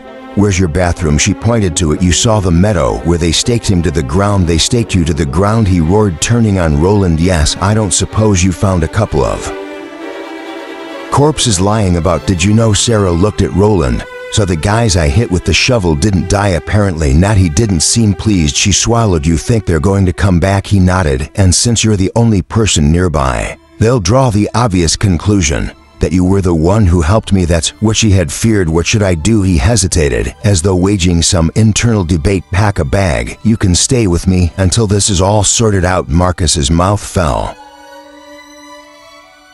open. "What?" Roland frowned belligerently. "She be safe with me. You never let anyone stay with you." "I don't stay with you. I don't even know where you live. And I've known you freaking forever." "Well, I'm sure as hell not going to let her stay with you. You're dangerous to be around." "According to whom?" "Seth." "Well, Seth doesn't know everything." Roland raised one eyebrow. All right. Sometimes Seth does seem to know everything. It's incredibly annoying. But I would never purposefully endanger an innocent." The key word being purposefully. Sarah raised a hand. "Is anyone here interested in where I might wish to stay?" Both men turned to her with guilty expressions. "I'm sorry, Sarah," Roland said wearily. "I didn't mean to make you feel you have no say in the matter. I'm only concerned with your safety." "I appreciate that." Marcus stared at Roland as if his friend had just sprouted a pair of horns. "You're apologizing? Seriously, what happened to you? Have you been taken over by a pod person?" Roland's face darkened with promised retribution. Sarah touched his arm to calm him and glared at Marcus. "Marcus, don't poke the bear. In case you haven't noticed, Roland is in a lot of pain and doesn't need the added aggravation of you taunting him. Are you here to help him or what?" Remorse rippled across his features. "I'm sorry. Hurry up and decide this so I can patch him up." Roland's hand brushed the small of her back. "Would you rather stay with family until?" "No," she answered, immediately unable to repress a shudder. As far as she was concerned, she had no family. "No, I want to stay with you." He nodded. "Pack whatever you'll need for the next few days. Hopefully we'll be able to resolve this swiftly." Roland watched Sarah until she entered the bedroom and left their sight, then allowed his shoulders to slump and some of the pain he was feeling to show in his face. Marcus's light-hearted facade evaporated. "Hope I didn't irritate you too much. I was trying to keep her attention focused on me so she wouldn't notice your eyes." Slipping an arm around Roland, he practically carried him to the bathroom. Roland sat on the side of the bathtub as Marcus closed the door. "Are they glowing again?" "Yes, she's already seen them." "Please tell me you brought sustenance." Marcus unzipped the duffel bag and withdrew a small cooler. Inside were half a dozen bags of much-needed blood. With great relief, Roland allowed his fangs to descend and plunged them into the first bag, draining it swiftly. His body was so depleted it took a second, then a third before his wounds began to heal. His hunger ebbed, as did some of the pain. Marcus waited patiently, exchanging each empty bag with a full one, until Roland was glutted. Putting the cooler away, he handed Roland the clothes he had brought. "Now tell me what happened." Roland did so in tones too low for Sarah to overhear, pulling on a pair of black cargo pants and a long-sleeved black t-shirt that would hide the fact that some of the cuts Sarah had tended would soon be gone. "I've never heard of such a large group hunting together," Marcus commented as Roland sat on the tub again to pull on socks and boots. "Nor have I, and I was definitely their prey. This was no random incident. Why would they take your blood?" "I don't know. There have been vamps over the centuries who thought they could avoid the madness that afflicts their brethren by subsisting entirely on the blood of one of us. But if that had been their goal, they would have taken you, not a sample." Roland shook his head. "I don't know that girl. I just know Sarah saved my life and is now caught in the middle. So we need to dispatch these ashholes as quickly as possible." "She thinks your eyes and photosensitivity are the result of porphyria." "Yes." The wood floor outside the bathroom door creaked "It's softly quiet in there," Sarah called worriedly. "Is everything okay?" "Yes," Marcus replied loudly. "Roland," he smiled. "I'm all right, Sarah. We'll be out in a minute. Marcus is just giving me a few stitches." "Okay, feel free to yell if it hurts too much," Marcus would mock me if I did not, if I hit him with my trusty shovel. Both men laughed. "Beautiful, brave, and possessed of violent tendencies. I like her," Marcus declared. Beyond the door, Sarah laughed. "Speaking of beautiful, brave, and violent women," Roland broached hesitantly, "I was surprised to learn you were in North Carolina. I didn't think anything could drag you away from Texas." All levity fled as Marcus's face turned to stone. "There's nothing there for me now." "What happened?" Roland asked, fearing he knew the answer. Marcus's dark eyes filled with grief. "It's over. Bethany's gone." A deep sorrow invaded Roland. He had only met Bethany Bennett once. Curious to see the woman who had held Marcus's heart for 800 years. She had been all that his friend had described: small, smart, strong, both physically and emotionally, brave, beautiful, possessed of a great wit and a tendency to tease all words and phrases he might use to describe Sarah. Now that he thought of it, Roland had liked her and didn't know what Marcus was going to do now that she was gone. When he asked softly, Marcus's throat worked. 7 years ago. Roland closed his eyes. "I'm such a bastard. I didn't know, and he should have." Marcus had told him the year he would have to say goodbye to her, but the time had slipped past unnoticed. "I knew all along how it would end, how it had to end. There was nothing you could have done. I could have been there for you the way Marcus had been there for him when Mary had betrayed him." Marcus snorted. "And done what? Watch me fall apart." Roland studied him closely. "Did you fall apart?" Avoiding his gaze, Marcus closed the cooler and returned it to the duffel bag. "Marcus, what?" he snapped, jerking the zipper shut. "Do you want me to admit I took it badly?" "Fine, I took it badly, so badly that Seth now thinks I'm fucking suicidal." Alarms sounded. "Are you?" "No, Roland, I'm just sighing." Marcus raked a hand through his hair, tired and numb. "You of all people know how wearying this existence can be when there's nothing to look forward to and no one to share it with." "I do." And he had hoped Marcus, 100 years younger and the first immortal he had personally trained, would never come to experience such weariness himself. Roland was out of his element here for the second time today.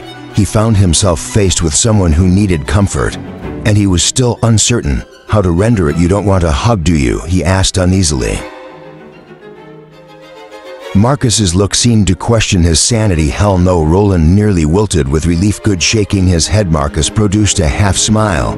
"I should have said yes and dredged up a few tears just to watch you squirm." "I'm surprised you didn't." Roland returned sardonically. Upon leaving the bathroom, they found Sarah back in the den, setting a large tote bag down on the futon. She glanced over her shoulder, then turned to face them. "While you look." Her gaze made a slow excursion down Roland's body and back up again, speeding his pulse. "You look great." The admiration in those hazel depths made his body harden. "Are you feeling better?" she continued. Was Marcus able to help? Yes to both questions. Brow furrowed with concern, she closed the distance between them. "You are going to see a doctor now, right?" "No, I need to get you to safety first." "Surely the CIA has emergency medical facilities available for their operatives. Wouldn't I be safe there?" Marcus passed them on his way to the front door. "You told her your CIA?" "Yes." Sarah turned to Marcus. "It wasn't his fault. I know it's supposed to be kept secret, but if he hadn't told me, I would have called 911 and blown his cover." As soon as she looked away, Marcus rolled his eyes and muttered, "Lame." Ignoring him, Roland asked Sarah if her bag was packed. "Almost. I need a few things from the bathroom, then I'm good to go." Roland moved aside so she could slip past him, then crossed over to Marcus. "You aren't supposed to tell them you're CIA," he said, his voice muted as he set the duffel bag down and picked up the briefcase. "You're supposed to let them infer it." Roland sent him a warning scowl. "I haven't had to explain myself to a mortal in centuries. Cut me some slack." Balancing the briefcase on the back of the futon, Marcus flipped the latches up and opened it. Roland smiled when he saw its contents. "You thought of everything. I see. I figured if you had lost your clothes, you'd probably lost your weapons too." "You were right, I did." He was distributing psi daggers and throwing stars to various pockets, boots, and belt loops when Sarah returned and dumped a toothbrush, hairbrush, comb, hair ties, and several small bottles and jars into her tote. Eyeing his weapons, she crossed her arms Beneath full breasts, okay, would someone please explain to me why a man posing as an illegal arms dealer doesn't carry a gun? Amateur Marcus mumbled beneath his breath, before continuing more clearly. The knives are part of the persona we created to reinforce the belief of the criminals he deals with that he is a member of a particularly violent Eastern European crime family. He also usually carries a couple of .45 semi-automatics, but lost them in the fight. Why didn't you bring him replacements? A miscommunication, since they rarely fought more than one vampire at a time and wanted to avoid drawing attention to their battles. Immortals tended to avoid using guns. Vampires did as well, knowing even in their madness that more than one careless vamp had experienced an excruciating death in a sunlit cell after being taken into custody by law enforcement officials. Pursing her lips in a way Roland found adorable, Sarah left, then disappeared into the bedroom and returned carrying a Glock 9mm and a spare clip. Here, she said, holding them out to him. You can use mine. Roland raised his eyebrows. She shrugged. I used to live in Houston. Crime is pretty bad there, and when a woman in my apartment complex was raped by a burglar, I decided that any man who broke into my place was going to have to be carried out. Damn, he really liked her. Sarah watched him palm the weapon and give it a quick inspection. She kept it in good condition, clean, well oiled, no rust or dust in any of the grooves or crevices. He seemed satisfied. There's a bullet in the chamber and 15 in the clip. She told him. You any good with it? Marcus asked. Very good, Sarah answered matter-of-factly. There's no point in owning a gun if you aren't prepared to use it. Roland handed it back to her. Don't you need it? She asked, taking it. I want you to hold on to it if my assailants catch up with us before we reach my home. Aim for the major arteries. Using his index and middle fingers, he pointed out the key arteries on his own body, in his neck, arms, abdomen, and inner thighs. Here.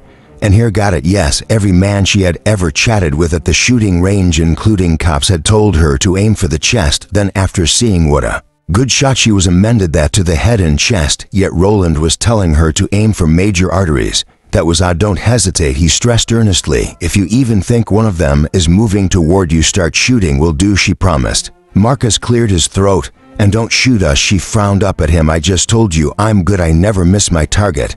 And I'm asking you not to target us, he countered, eyebrows raised. Please. She looked at Roland and caught him exchanging a somber glance with Marcus, feeling as if she were missing something. She addressed Marcus. Fine. If it will make you feel better, I promise I won't shoot you. He nodded. Good. I'm going to hold you to that. If she didn't know better, she would think he truly believed she might turn her gun on them. Later, Roland grabbed her tote bag. Let's get going. Marcus collected the duffel bag and briefcase and headed outside. Sarah stuffed the spare clip into her back pocket and gripped the 9mm tightly with her right hand. Nervous all of a sudden, his expression softening, Roland touched her left arm. Don't worry, I won't let anyone harm you.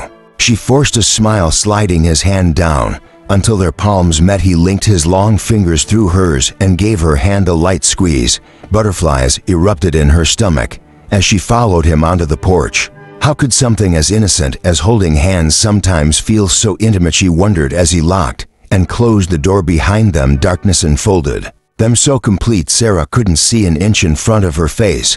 When Roland started down the front steps, she remained where she was. What's wrong? he asked, tugged to a halt. I can't see. The porch light flickered, then came on, blinking at the sudden brightness. She looked up at the glowing bulb, then back at the closed door, then at Roland, who waited on the steps. He shrugged. Must be faulty wiring. I turned it on as we were leaving. Come on, we need to hurry. Descending the steps, Sarah followed him across the uneven front lawn, then glanced back at the light.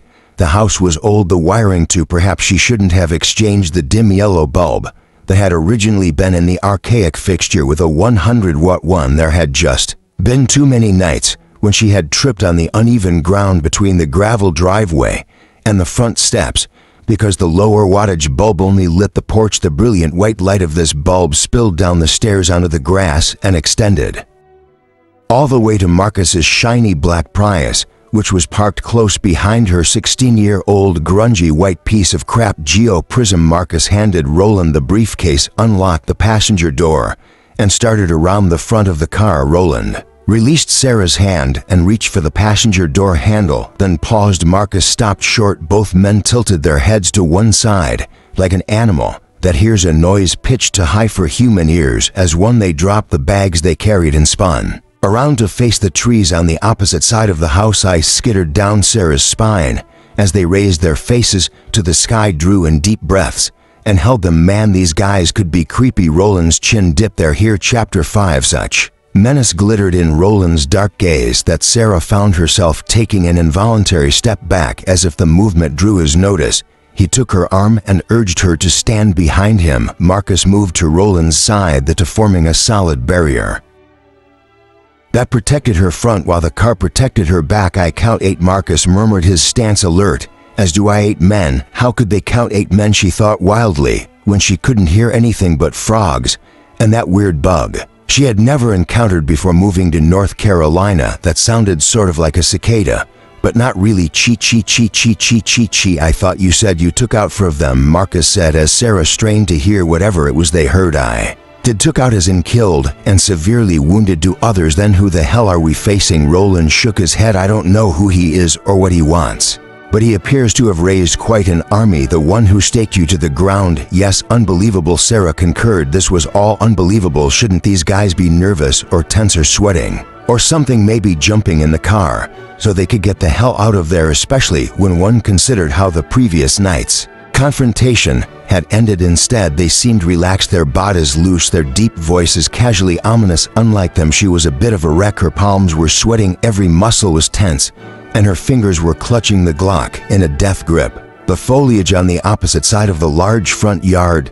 parted in several places. Dark figures emerged from the shadows, growing more distinct as they stepped into the dim outer reaches of the porch light. Men 6, number 7, all young in their late teens and early 20s. Marcus and Roland stood with their arms at their sides, feet, shoulders, with the part peering between her two massive protectors. Sarah anxiously took stock of those they were up against. There were 3 around 20 years old who were decked out in goth gear, black t-shirts with skull faces emblazoned on them in dramatic patterns, ragged black jeans, big black boots, lots of chains and spikes and studs and body piercings. They were all around 5'10" and sported the same hairstyle to inch shocks that stood up like porcupine quills. The only difference was the coloring. One had cherry red hair, one had royal blue hair, and one was bleach blonde. The next in line looked to be a boy no older than 16 or 17, standing 5'8". He had brassy orange hair, was liberally covered with freckles, and had a feral look about him that screamed serial killer in the making. On the other side of him stood a pair of identical twins that nearly matched Roland and Marcus in height. Unlike their comrades, who were all thin and lanky, these two had broad shoulders and thick muscles clearly defined by tight gray t-shirts and faded jeans with long straight flaxen hair. They would have looked perfectly at home, dressed as medieval Vikings. The guy on the other side of them had shoulder-length greasy brown hair and looked like he had just stepped off the pages of an ad for an 80s grunge band plaid shirt, and all he just stood around 5'10" or 11 as Sarah completed her visual inventory. An 8th figure materialized from the darkness and moved to stand in front of the others, who fanned out in a loose horseshoe around him. She swallowed. This man was almost as scary as Roland when Roland was at his most intimidating. He was tall, an inch or two above 6 feet, with shoulder-length black hair. His taut, muscled body was clad in black jeans and a black t-shirt, his broad shoulders encased in a long black coat. His face was clean-shaven, his jaw strong. He would be quite handsome if he didn't give her a major case of the creeping willies. So he spoke, his attention focused on Roland. It's true then? You can't imagine my disappointment when I arose expecting to be handed your remains in a coffee can, and was instead informed that you had been rescued. Sarah recognized his voice as that of the Brit who had told the kid stabbing Roland to let the son finish him off beside Roland. Marcus snorted. This is the prick you mentioned earlier. He's the one, the feral. Ginger turned to the leader. You still want him dead? Yes. And the other one, take him alive. Look, Marcus said, amiably apologetic. I know I'm prettier than he is, and I'm flattered really, but I feel like I should tell you I'm really not into guys. Clearly they were all homophobes. An explosion of violence erupted in the front yard as Sarah looked on, immobilized by shock. The grunge kid Vikings and Ginger attacked Marcus while the leader and the 3 Goths went for Roland. Fear more intense than any she had ever experienced cemented her feet to the ground and made her heart slam against her ribs. It wasn't right, it wasn't normal. Roland whipped out a couple of long steel daggers with sharpened prongs that extended on either side of the main blade, while Marcus drew short swords. Together they expertly engaged their opponents, who were armed with everything from big Bowie knives to machetes to short swords of their own, fending off three, and for at a time Roland and Marcus forced them back and kept them distance from Sarah. It was like watching Neo and his friends in the Matrix fight, only these men all wielded deadly blades and moved so swiftly they became a blur. This isn't possible, her panicked brain whispered. No one moved that fast. World record-breaking Olympic athletes didn't move that fast, and of them all Roland and Marcus were the fastest. Blood sprayed and an arc light from the porch sparkled off the crimson droplets as the blue-haired goth stumbled back, his throat sliced open. He didn't even have time to raise a hand to it before Roland buried one of his sai when the kid's chest spun and parried a blow the leader aimed at his back with a short sword. Roland's eyes were glowing again, and his weren't the only ones. Marcus is the leader's, the Vikings. Everyone's eyes glowed green or blue or amber, everyone's but hers, and their teeth. The blue-haired goth sank to his knees, emitting horrible gagging and gasping noises, mouth open to expose what could only be described as fangs, her heart skipping a beat. Sarah looked at the leader, whose lips were drawn back in a snarl of rage, revealing more fangs. Oh shit, the Vikings' fangs, the ginger kid fangs. These guys weren't vampires. Were they vampires? Don't exist. Then why did the ginger kid just sink his fangs into Marcus's arm? Marcus rewarded him by cutting his femoral artery, damned near severing the kid's leg. In the process were Roland and Marcus, vampire hunters. The woman is his weakness, the leader growled. Suddenly, instantly, the goth with the bleach blonde hair dropped back, slunk to one side, and edged his way around Roland, his glowing cerulean eyes fastened on Sarah. There were several cuts and slits in his clothing which glistened damply. The material parted as he moved toward her, revealing pale blood-coated flesh torn open where Roland had scored hits with his arsenal of blades, his mouth twisting in an evil smile. The boy stalked her slowly, fangs gleaming. Sarah took a step backward, then belatedly remembered the weapon in her hand, raising the Glock. She flicked the safety off and fired once. The bullet entered dead center between the goth's eyes and exited the back of his head, accompanied by a disgusting amount of flesh. His head snapped back.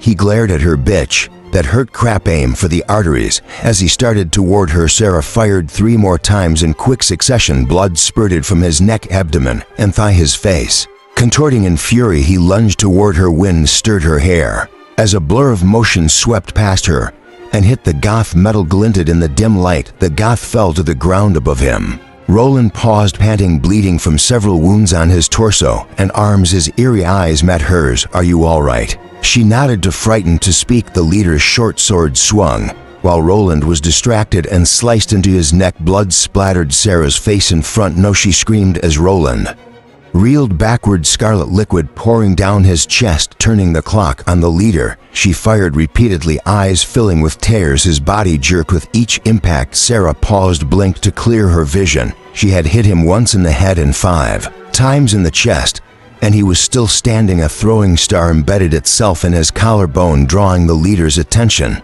to Marcus. Sarah turned to Roland, holding one hand to his neck. He staggered and nearly fell. His shirt and pants were already saturated. His face was utterly colorless. Roland, it was her fault. He had been protecting her. If she hadn't distracted him, he would have seen the blow coming and avoided it. She started toward him. The last goth kid hissed and sprang at her. Roland moved in a blur, intercepted her attacker. There was a loud crack. The cherry-haired goth screamed as a jagged bone protruded from his forearm. Roland twisted the other arm up behind the kid's back, his face contorted in agony. The goth held himself motionless. Roland raised his head and met her gaze. Every ounce of blood in her body sank to Sarah's feet. His eyes glowed even brighter than they had before. His face was lined with pain, and now Roland sported a set of fangs as sharp and deadly as the other's. Terror engulfed her. Her limbs began to shake. Look away, Sarah, he growled, his handsome features harsh. She shook her head, nearly tripping over the briefcase and tote as she stumbled back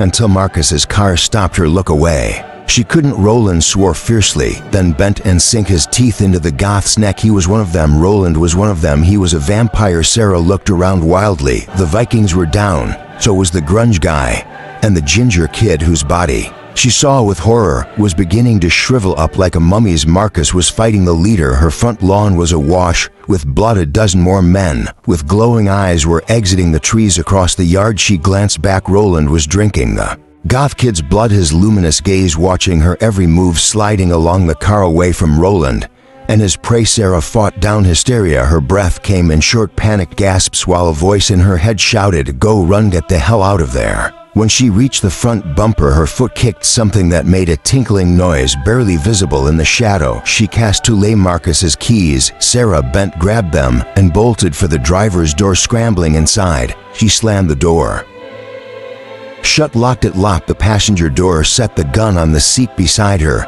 and shoved the key into the ignition.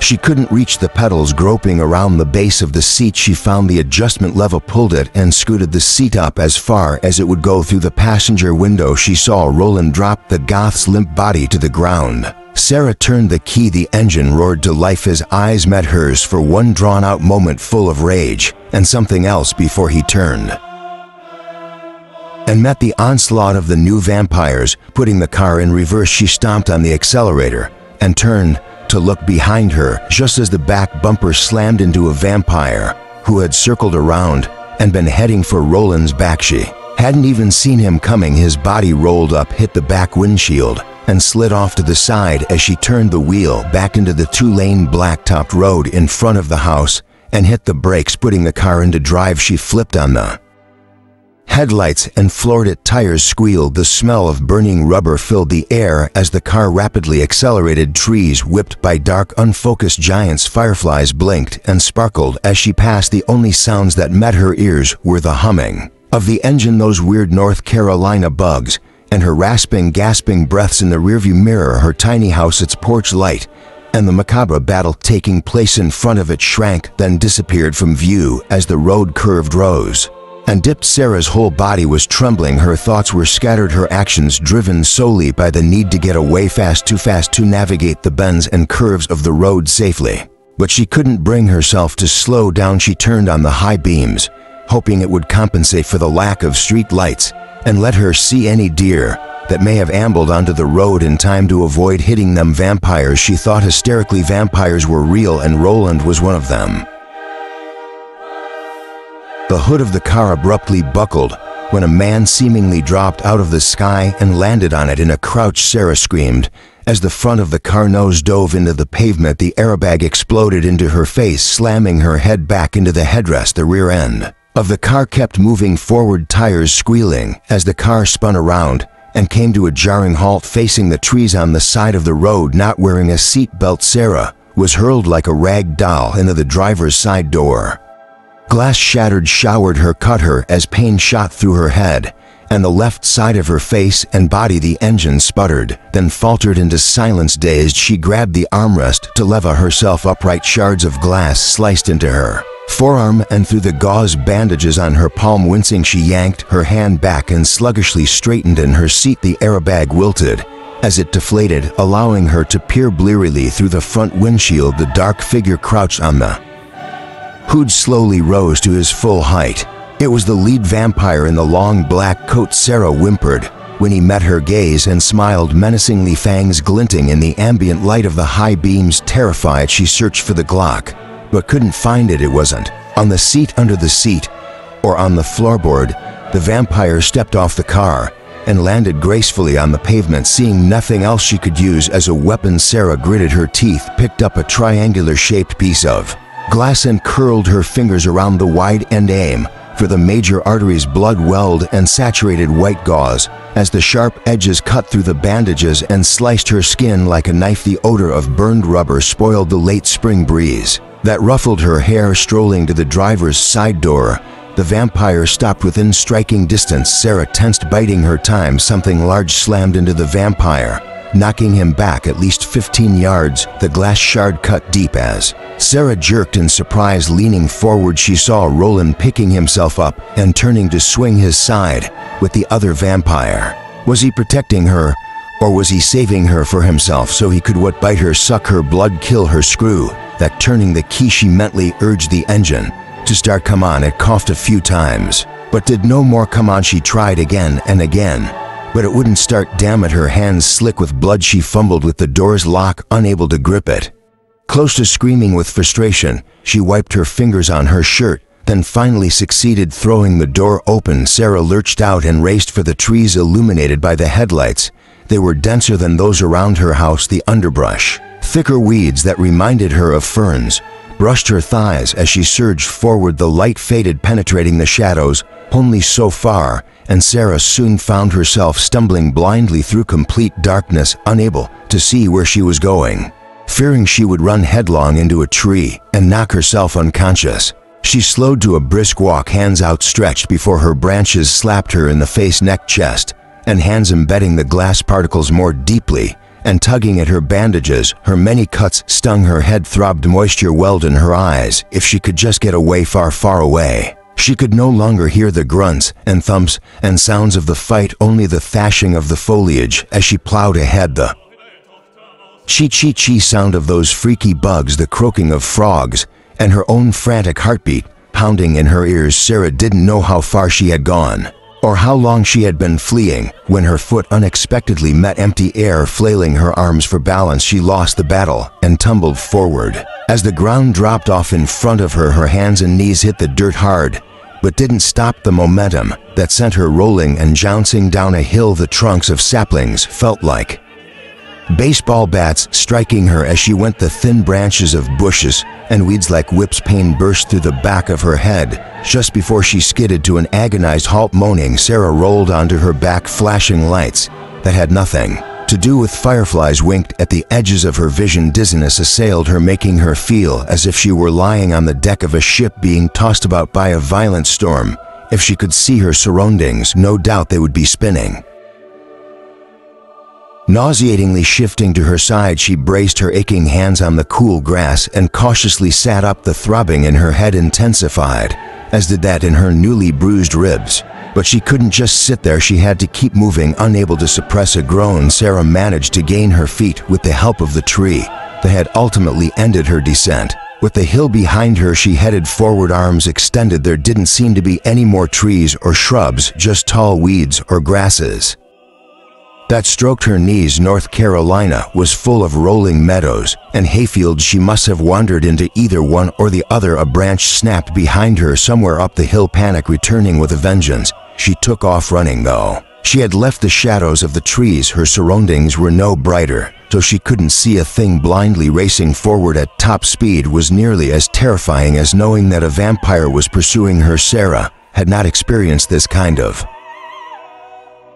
darkness until she had moved to North Carolina.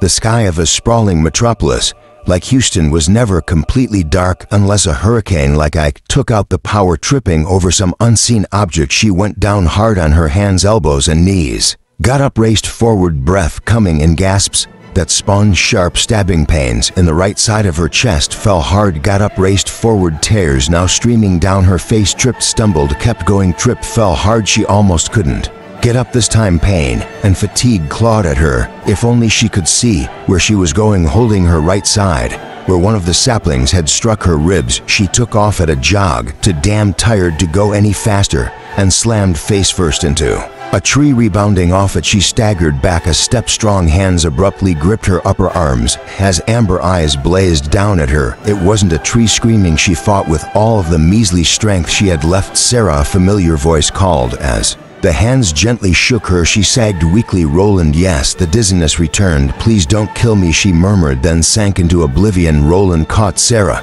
as she fainted, slipping one arm around her back and the other beneath her knees. He lifted her up and settled her against his chest. Her head lolled and came to rest on his shoulder. Fiery pain shot through the arm. His new nemesis had broken because Roland had lost so much blood again. The limb had only healed superficially. It didn't matter. Pain he was familiar with, fear he wasn't, and it had definitely been fear that had gripped him when he had seen the lead vampire take off and chase Sarah after she had driven away Bastion.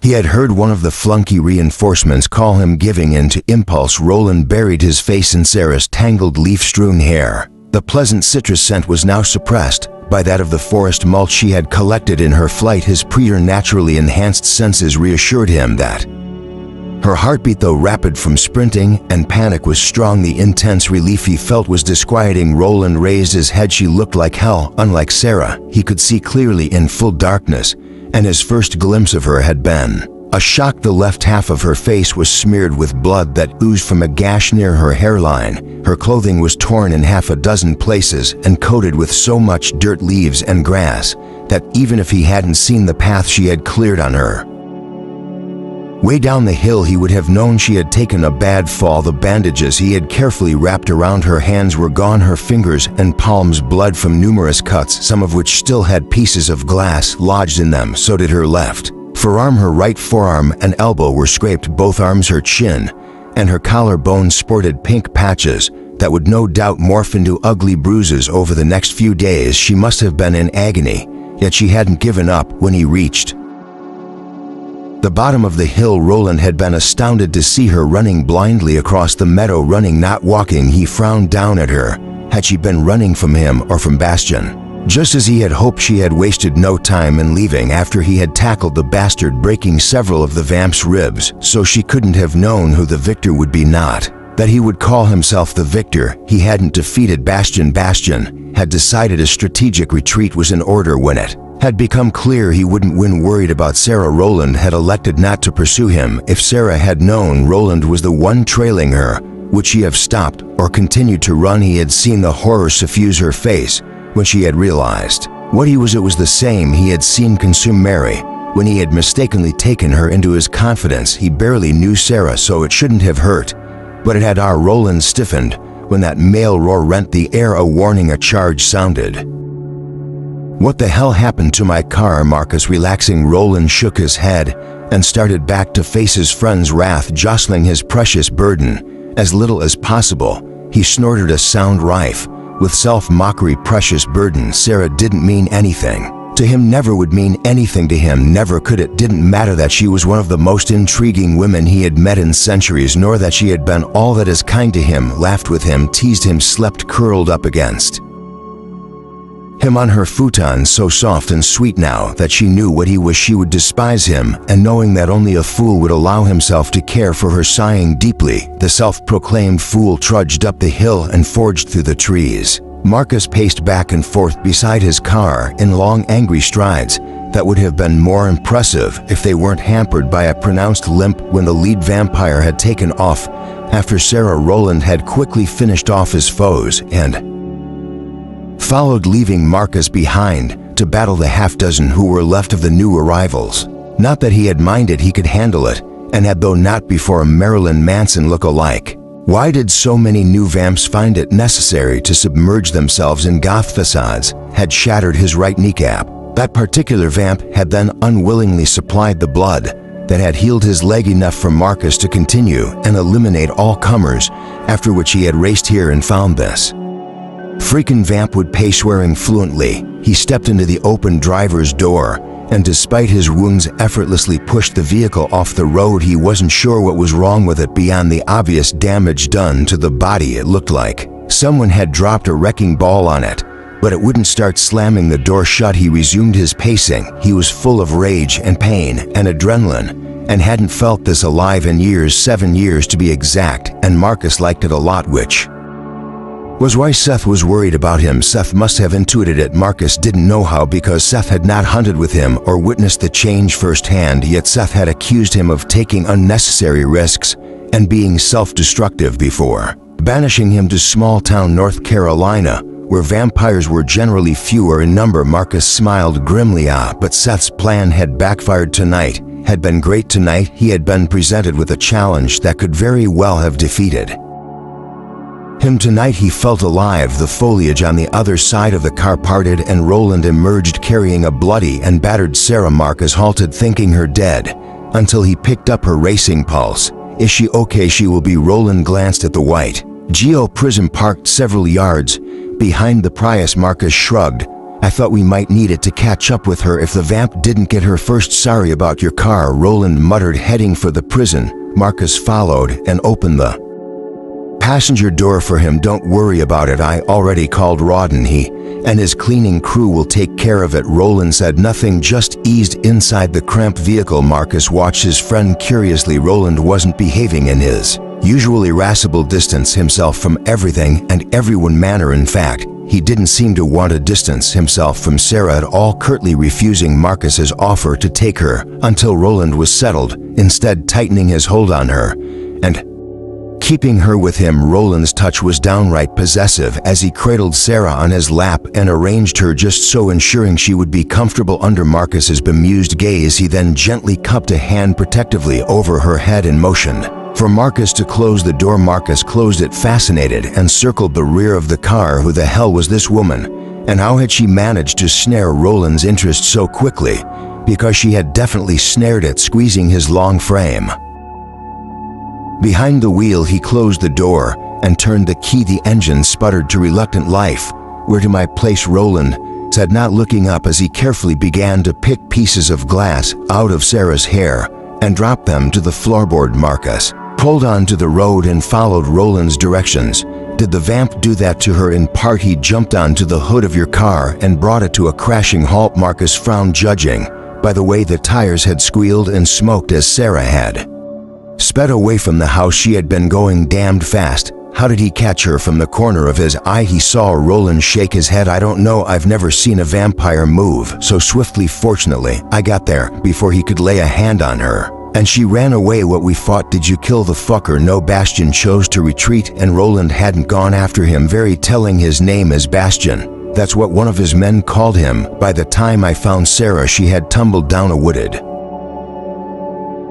hill and was racing across a field. Glancing away from the road momentarily, Marcus saw Roland tenderly smooth his big hand over her hair after the last particle of glass was tossed away. Was she running from Bastian or from you? Roland's lips tightened. "Both, I think." "What did she say when you caught up with her?" Roland's eyes were grim. "When they met his, she begged me not to kill her." Silently, Marcus swore and returned his attention to the road. That did not bode well. 20 minutes later, Roland gently deposited Sarah on the dark brown sofa in his living room and placed a pillow beneath her head. That she was still unconscious worried him. As he knelt beside her, he noticed the blood that coated his hands and forearms and turned to Marcus. "Get me a towel, will you?" Marcus disappeared into the kitchen, then returned to the entrance and tossed Roland a towel.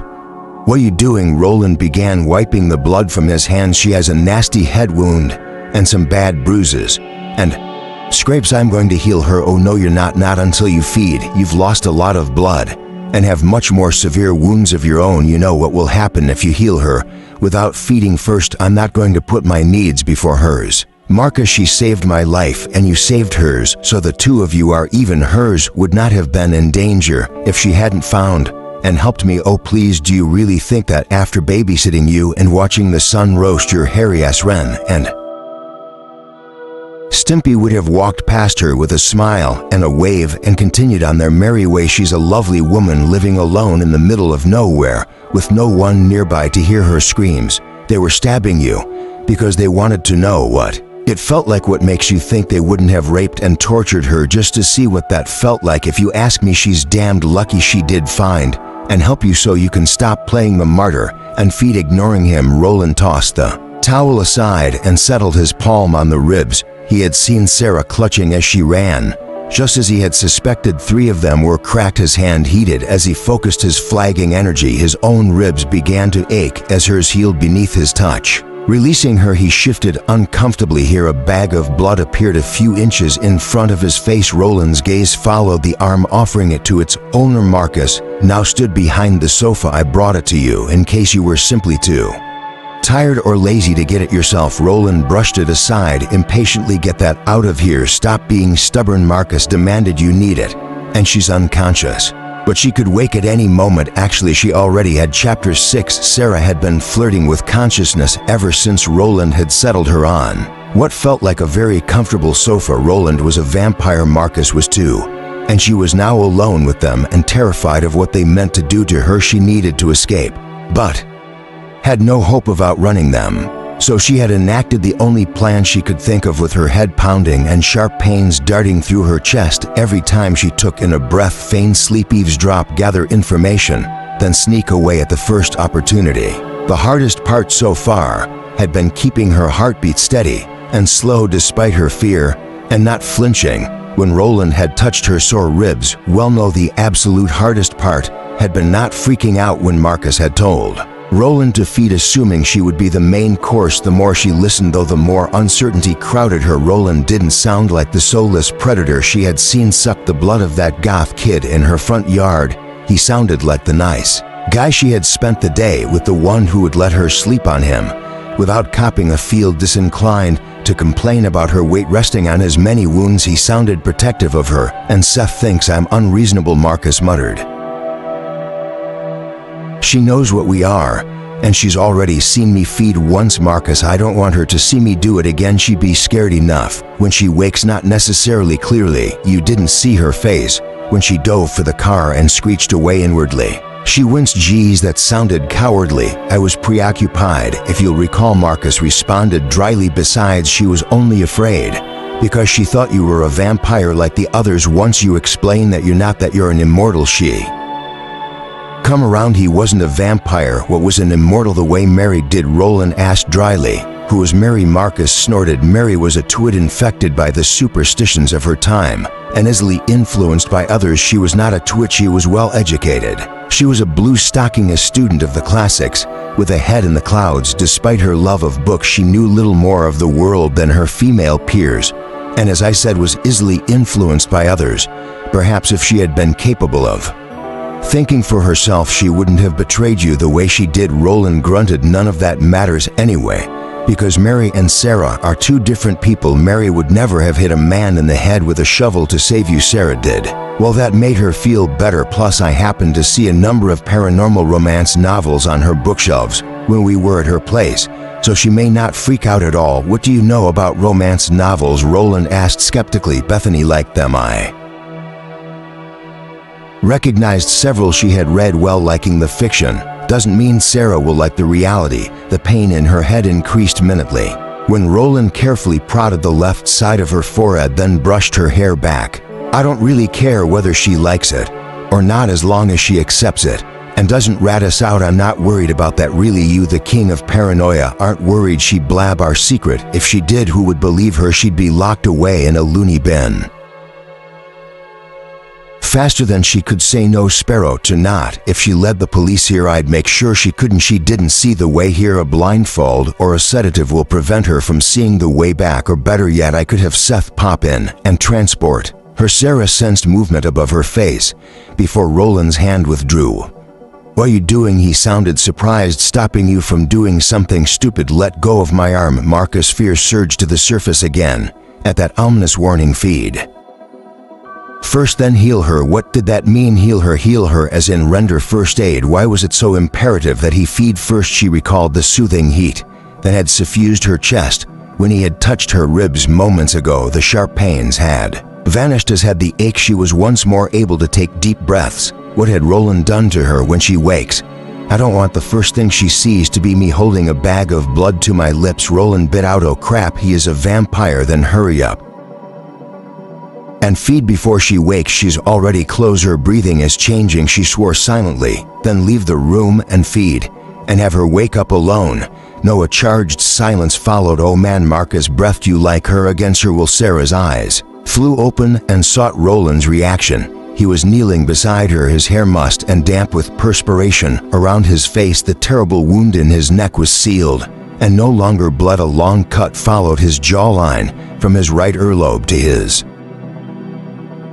chin, where one of his opponents must have tried to slit his throat again and miscalculated, laying open the flesh so deeply that she feared she would see bone if she rinsed away the blood. His shirt was saturated with the red liquid, his clothing torn in numerous places. He was also holding his left arm close to his body in a way that made her wonder if it weren't broken, battered, and looking no better. Marcus stood behind the sofa. In one hand he held a bag of blood similar to those used in hospitals. Neither man paid her any attention as they stared at each other. Marcus looked concerned. Roland looked bitter. "You do, don't you?" Marcus pressed. "You like her?" A muscle in Roland's cheek jumped. "Don't you think that would be rather foolish? Considering what? That she's smart, pretty, And good with a gun, no, Roland said, his voice laden with sarcasm, considering she would have used her gun on us if you hadn't made her promise not to. As soon as she wakes up, she's going to run. Screaming for the door. Okay, she knew he was a vampire or whatever, but felt guilty anyway, because running and screaming had been her first impulse. And he looked as if he knew that, and his feelings were hurt. Marcus stroked his chin thoughtfully. I think you're wrong. Why? Because you know her so well. No, because you're so distraught over her injuries and her potential fear of you that you've missed something pertinent. I have not. His gaze still on Marcus. Roland brushed his fingers through her hair in what seemed an unconscious gesture of affection. And what might that be? Marcus smiled smugly. She's been awake ever since you laid her on the sofa, and has not run for the door. Roland's head snapped down, his brown eyes widening. When they met hers, he snatched his hand back as though afraid he would be reprimanded for daring to touch her. Minutes passed. The silence stretched. Sarah cleared her throat. High. He frowned. Why aren't you screaming? Why indeed? Because my head is killing me. It wasn't a lie exactly. Her head was killing her, yet the truth was that the longer he went without baring his fangs and diving for her throat, the more calm usurped fear's place. Maybe she had a concussion. May I take a look at it? He asked hesitantly. She nodded, then groaned at the agony. The small movement spawned. His fingers went to her forehead. I don't think it's that one, she whispered, afraid talking louder might make her skull explode. I think it's the one in back. His frown deepened. Forgive me, I didn't know there was another. Very carefully, he eased his hand between her head and the pillow it rested upon, tunneling through her hair. She flinched, and for a moment thought she was going to vomit. The throbbing got so bad. I'm sorry, he murmured. It'll get better in just a second, Roland. Marcus warned. You're going to feel a momentary warmth. Roland continued, ignoring his friend. What was he? Sarah blinked. His hand was getting hotter, and as it did, the pain lessened. It almost felt as though he were holding a heating pad to the wound. She looked at Marcus, who was scowling his displeasure, then at Roland again. Was he paler than he had been a moment ago? He slipped his hand around and covered the cut on her forehead where it had slammed into the driver's side window again. That odd warmth heated her head where he touched her. He closed his eyes, his jaw clenched. The pain receded. Sarah opened her mouth to thank him and ask him what he had done, but ended up sucking in a startled breath instead, as she watched an abrasion formed on the left side of his forehead, high up near his hairline. It darkened, widened, swelled. A deep cut opened his flesh. Blood spilled down his cheek. Swearing, Marcus reached down and yanked Roland's hand away from Sarah's face. Roland opened his eyes. His voice was hoarse. What happened? You know what happened? Marcus snapped, releasing him. Roland raised a hand and gingerly probed his new wound. His fingers were wet with blood. When he lowered them, he glanced at Sarah, then hastily wiped his hand on his shirt, as though he hoped to conceal what had just taken place. Sarah touched her own forehead and confirmed it. No cut, no swelling. Her wound was gone now. Roland sported one just like it. The large knot on the back of her head was gone too. If she were gutsy enough to stroke the back of Roland's head, would she find a large lump there as well? Are you feeling better? He asked, voice tight with suppressed pain. Much better. Her head was fine. Her ribs were fine. What had he done? Please don't be afraid, Sarah. I'm not. Her answer had been automatic and took even her by surprise. It was true. She wasn't afraid anymore. If you'll excuse me for a moment. Rising, Roland staggered and would have fallen into the glass coffee table had Marcus not leapt over the sofa in the blink of an eye and caught him. Sarah sat up, heart pounding. Roland, careful not to touch his friend's broken arm. Marcus drew the other across his shoulders and began dragging Roland toward the dining room. I told you to feed first, he groused in furious undertones. Now she thought she understood. Why, at least in part, Sarah stood. Is he going to be okay? Marcus nodded and waved her back. Yes, just stay there, Sarah. We'll be back in a moment. He wouldn't feed in front of her. Is there anything I can do? She asked uncertainly. Don't leave, Roland whispered, as they entered the small dining room and passed through it into what she assumed was the kitchen, out of her line of sight. Sit here, she heard Marcus command. The refrigerator door opened and shut. Sarah looked around the living room. Comfortably, if sparsely decorated with very attractive modern furniture, this was her chance to sneak away. Roland and Marcus had both been weakened by their wounds. Roland was even worse off after healing her, which apparently entailed transferring her wounds to his own body. Marcus was distracted tending him. They probably wouldn't notice she was gone for several minutes. Sarah raised a hand to her forehead, drew her fingers across the healthy flesh that now lay beneath the drying blood. Don't leave. Roland's words had not been a warning, but a request, almost pleading. She looked toward the kitchen, drawing a deep breath, hoping she would not come to regret her decision. Sarah sat down on the sofa to wait. Roland couldn't believe it. She hadn't left. He had emptied several bags of blood as quickly as possible, ears straining to hear the creak of a floorboard, or the sound of the front door opening and closing, or a window shattering, anything that would indicate either a stealthy or frantic attempted escape.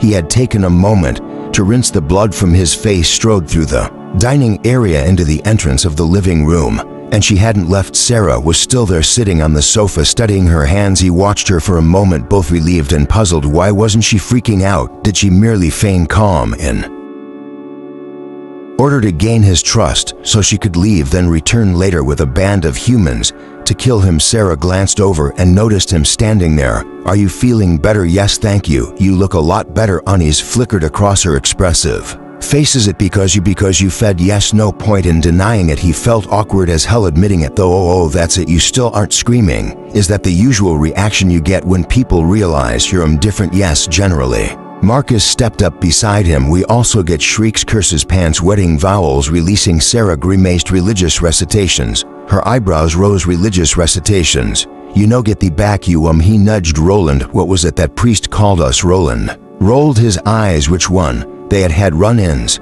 with quite a few. The one in London with Century 18th. Sarah's mouth fell open. The one with hair like Albert Einstein. Yes, spawns of Satan, right? Adopting a raspy elderly man's voice. Marcus shook his fist at Sarah and intoned dramatically, get thee back, the spawns of Satan, return thee to the bowels of hell, where they belong. Lowering his fist, he proceeded in a normal voice. Then he hurled numerous biblical verses at our heads as we walked away, and this after we saved his ass from a fairly nasty vampire he had mistaken for a poor parishioner. He shrugged. But screaming is by far the most common reaction from both men and women. She looked a bit flabbergasted. Marcus clapped his hands together. Well, Sarah is conscious and calm. He turned to Roland. You no longer appear to be at death's door. I could really use a shower, so if the two of you are good, I'm going to go have a wash and lie down so my leg can heal more. Swiftly, Roland nodded, glad he would have some time alone with Sarah, though he didn't know what to say to her. Use the guest room down the hallway, second door on the right. It has a private bath. You have a guest room. Seth stays here occasionally. Marcus scowled. What? It's not like I invite him. He just does it to annoy me, because he knows I don't like having other people in my home. Marcus looked pointedly at Sarah. I don't mean you. Roland hastily assured her. I wouldn't have invited you if I didn't want you here. What, did my invitation get lost in the mail? His friend demanded aceably. Roland's reluctance to trust had always rankled. Marcus, you're here, aren't you? Yeah, because you needed a ride. Roland wondered briefly how much it would frighten Sarah if he were to throttle Marcus in front of her. Weren't you going to take a shower or something? He gave him a shove in the right direction. All right, I'm going. Call Lisette before you do, and let her know what's going on. Killing me seems to be the vamp's primary goal, but they also appear to be interested in capturing an immortal, since he told them to take you alive. Marcus smiled wickedly. The fact that they had to avoid striking a killing blow made my job much easier.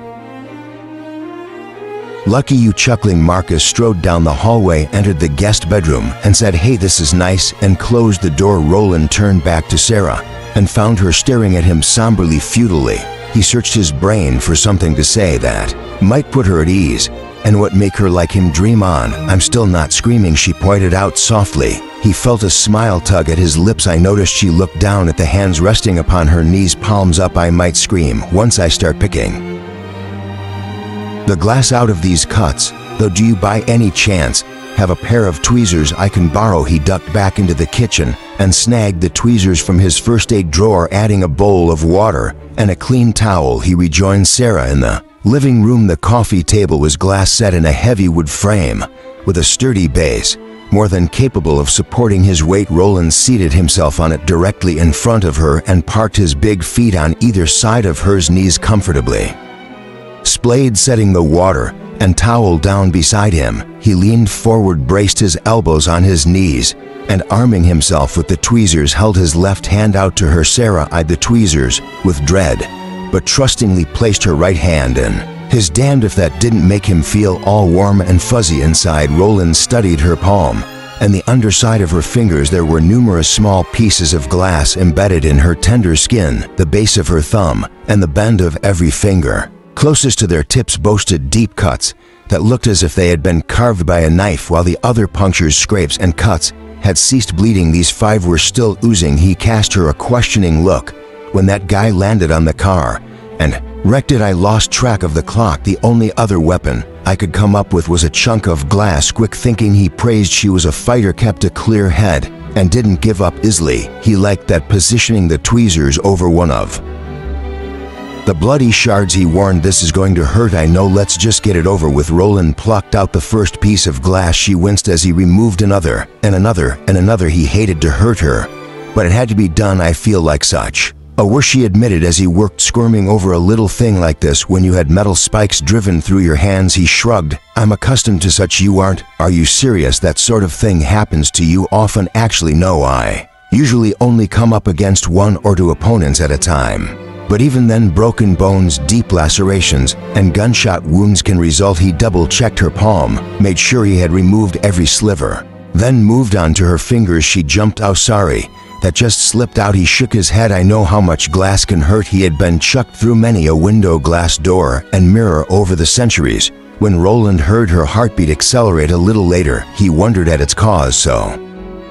she broached hesitantly. "Are you a vampire?" "I know the men who attacked us were vampires." A moment of silence passed.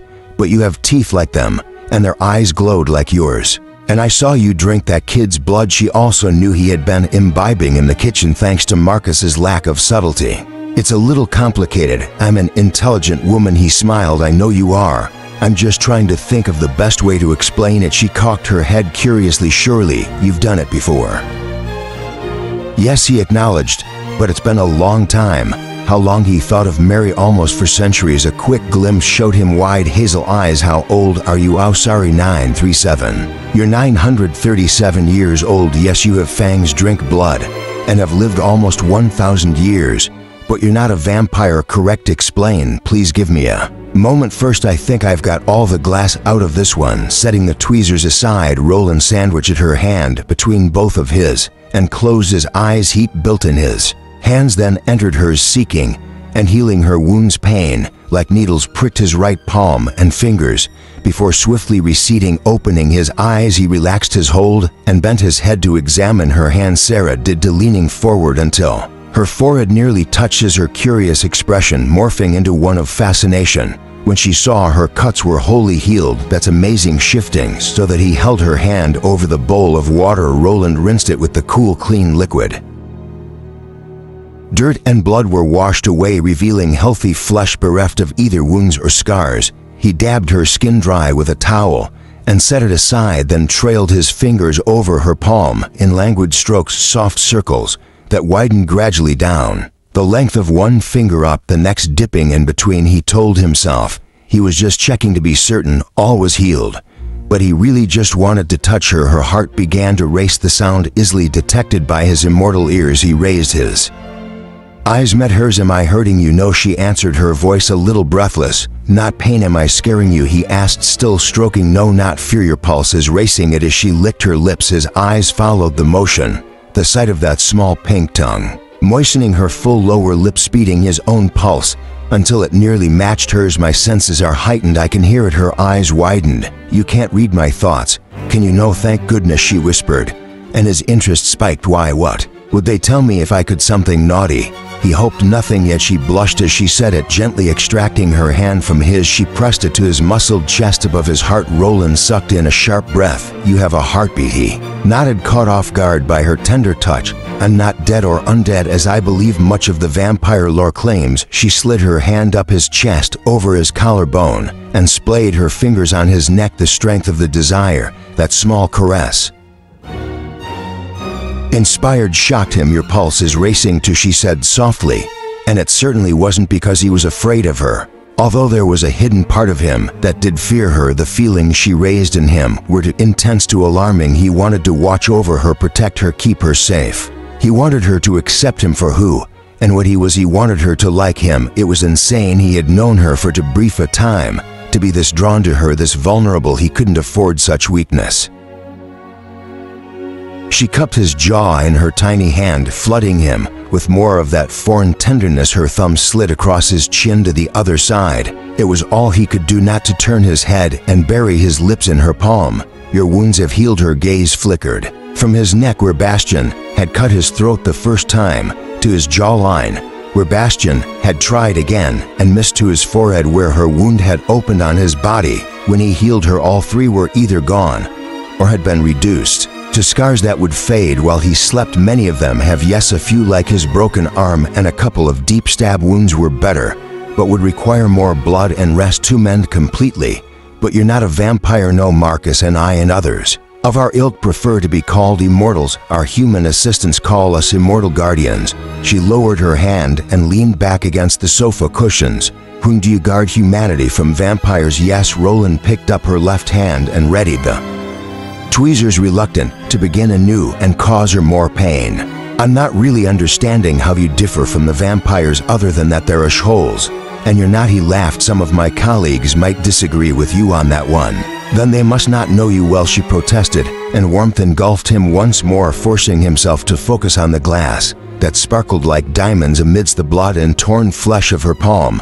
He removed a long sliver. There was a lot more of it lodged in this hand. Unlike the right, the glass was also embedded in her forearm all the way up to her elbow. Vampirism, he explained, and the characteristics associated with it are the result of a very rare parasitic virus. A virus, Sarah repeated, flinching, as Roland withdrew a particularly deep shard. Yes. What precisely are those characteristics? A lust for blood, a penchant for biting. He tilted her hand a little to catch the light. Neither vampires nor immortals are dead. You've felt my heartbeat. You know I breathe, and his heartbeat had quickened beneath her touch. We all have heightened senses. Sarah remembered the way Roland and Marcus had seemed to hear the vampires approach long before she had. Is that how he knew they were coming? He nodded, brow furrowed in concentration. As he worked on her wounds, we heard them coming when they were still a couple of miles away, and knew how many there were by their individual sense. It bogged the mind. While she joked weakly, life must have really sucked for you before deodorant was invented. He chuckled. Advances in personal hygiene have indeed made things more pleasant for us, though this latest generation seems to be regressing. Tell me about it. I have students who roll out of bed and come to class without even brushing their teeth. Oh, sorry. Sarah pondered his keen sense of smell and cringed at the aromas she must be emitting. Maybe I should be the one apologizing. He glanced up at her. Why, I'm all sweaty and covered with blood and dirt, and who knows what else I picked up rolling down that hill. I wouldn't imagine on generating the most pleasant of fragrances. The scent of blood is as enticing to me as chocolate is to you. Her face scrunched up involuntarily. It is. That was kind of gross. He smiled wryly. Yes, beyond that, you smell like the forest. Your citrus shampoo, baby powder, deodorant, and your own unique scent. She saw him inhale subtly, and even sweaty. Your scent is very appealing. Her heart skipped. He said it as if it turned him on. Really. His eyes darkened, then gained a hint of that unearthly glow. Your pulse is racing again. Boldly she reached out and touched his neck. So is yours. From the corner of her eye she saw his fingers tighten around the tweezers. What are some of the other characteristics? She asked, withdrawing. Our vision is far sharper than yours. Can you see in the dark as clearly as a cat? No wonder Marcus hadn't needed a flashlight to inspect the field. So what makes your eyes glow? We still don't understand some of the physiological changes that take place in our bodies, and why our eyes glow is one of them. All we know is that it occasionally happens when we feel pain, and almost always happens when we experience extreme emotion such as anger or arousal. She wanted to ask, but couldn't bring herself to do so. When she had touched him, stroked the pulse in his strong tan neck, his eyes had begun to glow. Had he felt desire for her, been as affected by the light caress as she had? We're stronger than humans, he went on, cataloging his differences. A great deal stronger, and can move very fast. So fast he had blurred it was cool and creepy at the same time. What else? We heal swiftly, as you've seen, and we're sensitive to sunlight. Is that everything? No, those are only the traits we have in common with the vampires. The virus affects those of us who call ourselves immortals differently. We all start out mortal like you, then become infected through the bite of a vampire. Only a vampire, not an immortal. Immortals very rarely transform humans. Oh, so you were turned by a vampire? His lips tightened. Yes, I assume by your expression that it was against your will. Yes, I was fortunate. My body is one of the few capable of mutating the virus, reshaping it, and altering its effects. He paused while he chased down a piece of glass that seemed intent on making a home for itself in her thumb. Sarah gritted her teeth and clenched her right hand into a fist. Geez, it hurt. If plucking tiny pieces of broken glass out of her hands hurt this much, what kind of hell must Roland have suffered yanking those spikes out of his palms? Her tense muscles relaxed slightly when he succeeded in capturing the rogue sliver. He met her gaze. Do you need to take a break? No. In a way, knowing how stoically he had endured his wounds made getting through this easier for her. The virus has negative consequences in vampires that it does not have in us. Vampires subsist entirely on blood. They become addicted to it like some do to cocaine or crystal meth. Immortals, on the other hand, lack this flaw and don't ingest blood nightly, hence the pizza. He smiled. Except when injured, those of us who are older need only feed once or twice a week and otherwise have a diet similar to your own. Lots of vegetables and fruits, very little meat, organic chicken, turkey, or other fowl, none of the heavier meats, processed or artificial foods that contain known carcinogens or other harmful chemicals. The same things that cause cancer, heart disease, and genetic mutations in humans increase our need for blood because of the damage they spawn in our bodies that the virus must heal. So we simply avoid them. Makes sense. So your diet is different from theirs. What else? Vampires don't live as long as we do. The virus cause is a slow descent into madness in them. It's why we hunt them. Their madness and addiction lead them to kill their victims by draining them completely. Human victims. Yes, when the vampires are young, the deaths are swift, because the vampire's only desire is to satisfy his or her hunger. But after a few years, as portions of the brain deteriorate, madness infects them, and they begin to toy with their prey as a cat would or the mouse, terrifying and torturing them. Either way, we cannot allow such slaying of innocence. Do you drink from humans? The idea of him sucking on some other woman's neck was disturbing, which was not to say she wanted him to suck on her neck. Although wait, what was she saying? Until the last century and the advent of blood banks, we had little choice, but we never killed those we fed upon, and were always careful not to weaken them too much. He paused and seemed to think a moment. Actually, that's not true. As much as I wish to avoid frightening you, I want to be honest. We were always careful not to kill or weaken the innocents we fed upon. Pedophiles, rapists, and murderers, however, were often not treated as kindly. In other words, they were killed. Well, she didn't have a problem with that. Sarah had always had a rather biblical sense of justice. But how does that work? I mean, didn't they tell people about, when our fangs descend, the glands that formed above them during our transformation release a chemical much like GHB under the pressure of a bite. So those we feed upon are left with no memory of it. That was pretty slick. And you don't drink from humans anymore. Only when we're desperate. We own a chain of blood banks to which our seconds and their families routinely donate and receive our sustenance in the form of bagged blood. Now, is there no cure for the virus? No cure. Something in his voice suggested he would have taken it if there were. What about antivirals? They've been making strides with antivirals lately. He shook his head. We've tried them. They have no effect on us at all, in part because this virus behaves like no other on the planet, and testing antivirals is dangerous. Some of our scientists believe that if one did prove successful and kill the virus, we would die along with it, because the virus essentially replaces our immune system. That's a hell of a catch-22. Sarah said, remove the virus, and you'll be left with no immune system. Yes, how long do vampires live? Then they rarely live a century. Either we kill them, they grow careless in their madness and accidentally destroy themselves, or they kill each other in blind rages and territorial battles. A century of madness and killing that was messed up. And immortals, how long do immortals live? We don't age so indefinitely, as long as no one decapitates us, burns us, until we're reduced to ash, or stakes us out for the sun. The image of him staked to the ground and the meadow flashed through her mind and shook her anew. You really could have died this morning." Yes, he met her gaze intently. "And I must thank you again for saving my life, Sarah," she nodded. "I'm just glad I was there to help." Chapter 7. Roland finished removing the glass from Sarah's palm and moved on to her wrist and forearm. "Why does the virus affect you differently?" she asked curiously. "Till recently, we could only speculate like other immortals. I was different as a human before my transformation, but didn't know why back in the day. As they say, we were called gifted ones, men and women who were born with special talents. We hid more often than not in order to avoid being accused of witchcraft and drowned or burned or stoned to death." He was both pleased with and weary of how well she was taking all of this. His explanation seemed to fascinate rather than horrify her. It also appeared to be distracting her from the pain he was causing her.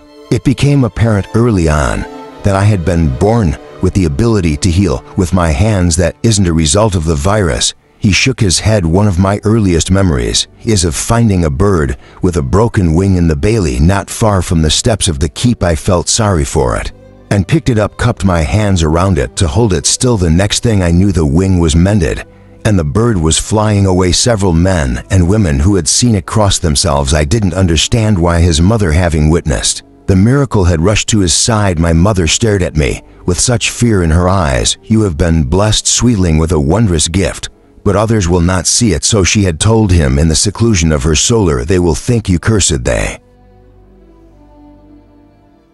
will fear you and seek to harm you. You must never again use it when the eyes of others are upon you. Only heal in secret." "Your mother was afraid of you?" Sarah asked, brow furrowed. "No, she was afraid for me, with good reason. Many a gifted one was slain because of his or her differences." The 11th century in which he had been born had lacked the legions of lawyers and hate crime legislation that kept most of men's sadistic natures in check. Today, anyone viewed as different had been hated, distrusted, or feared outright, and had been made to suffer for it. One of the downsides of living so long was seeing firsthand how little progress mankind made in certain areas. He repositioned her arms so he could better see her elbow. The glass pieces here were deeper as a result of her tumble down the hill and other falls. "Thank you, Roland." He looked up at the softly spoken words. She was staring at him with what might almost be mistaken for fondness in her hazel eyes. "Thank you for healing my ribs and my head." He held his breath when she raised her free hand and drew her fingers lightly across his forehead where it had bled. "Why did you do it? Why did you heal me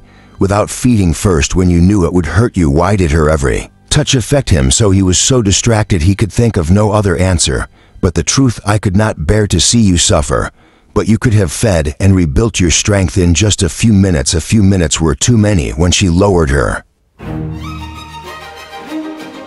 hand, her palm fitted itself to his kneecap, then slid to one side as her fingers tucked themselves into the crease of his pants. Along the bend, Roland's vision honed in on that small pale hand resting on his knee. Fire licked its way up his thigh to his groin as she exerted enough pressure to urge his leg against hers. It seemed to be a gesture of affection when he didn't know how to respond to or how to interpret. Damn his antisocial ass. Had he isolated himself from the world so much that he couldn't decipher the meaning of a woman touching his knee? His body reacted as though it were a sexual overture. He wanted desperately to kiss her, to taste those full pink lips, press her back against the sofa, lean his hard body into hers. There was just something about Sarah that constantly set him aflame, but he seriously doubted she had meant it as such. The way she pressed his knee against hers felt almost like a hug. If he were seated next to her, would she have embraced him? "Thank you," she said again, an adequate response eluding him. He nodded and went back to digging for glass. "Did healing my hand just now hurt you?" she queried. "The wounds didn't open on me," he assured her. "That only happens when I've been weakened physically first and haven't fed, or if I try to heal mortal wounds." "But it did hurt you." He didn't want to answer that she was soft-hearted and persistent. He sighed only for a moment, but it was worth it. Her frown told him how much she disliked that can. "All immortals heal with their hands. Know whatever gifts we were born with, healing, precognition, telepathy, telekinesis, remain with us. After the transformation, the older the immortal, the greater and more varied the gifts. What can Marcus do?" Roland grimaced, thinking of it. "Marcus's gift is rather unsettling. He can see spirits as in ghosts, yes. And when I say he sees them, I mean he really sees them. It isn't like those charlatans on television who claim your dead Aunt Esther is talking." to them and says to tell you not to worry about the money." Sarah laughed. "Marcus is the real deal. He sees dead people. And it is neither cool nor comfortable." She bit her lip. "I'm sorry, I wasn't laughing at Marcus's gift. I was laughing at your description of the fakers." He raised his head long enough to smile at her. "I know, Sarah," she smiled back. "I should warn you, he's a bit sensitive about it, extremely sensitive.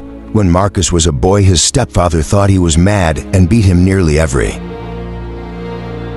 day until Marcus was old enough to run away and squire for the Earl of Fosterley. He was careful after that never to reveal his ability even when he met other gifted ones. It wasn't until after he was transformed that he finally mentioned it. And then reluctantly, "I can see why. Do you have any gifts in addition to the healing?" "I have minor telekinetic abilities, but they're weak enough that they aid me little in battle." "Telekinetic? That's wild." Concentrating, Roland made one of the pillows beside her rise into the air.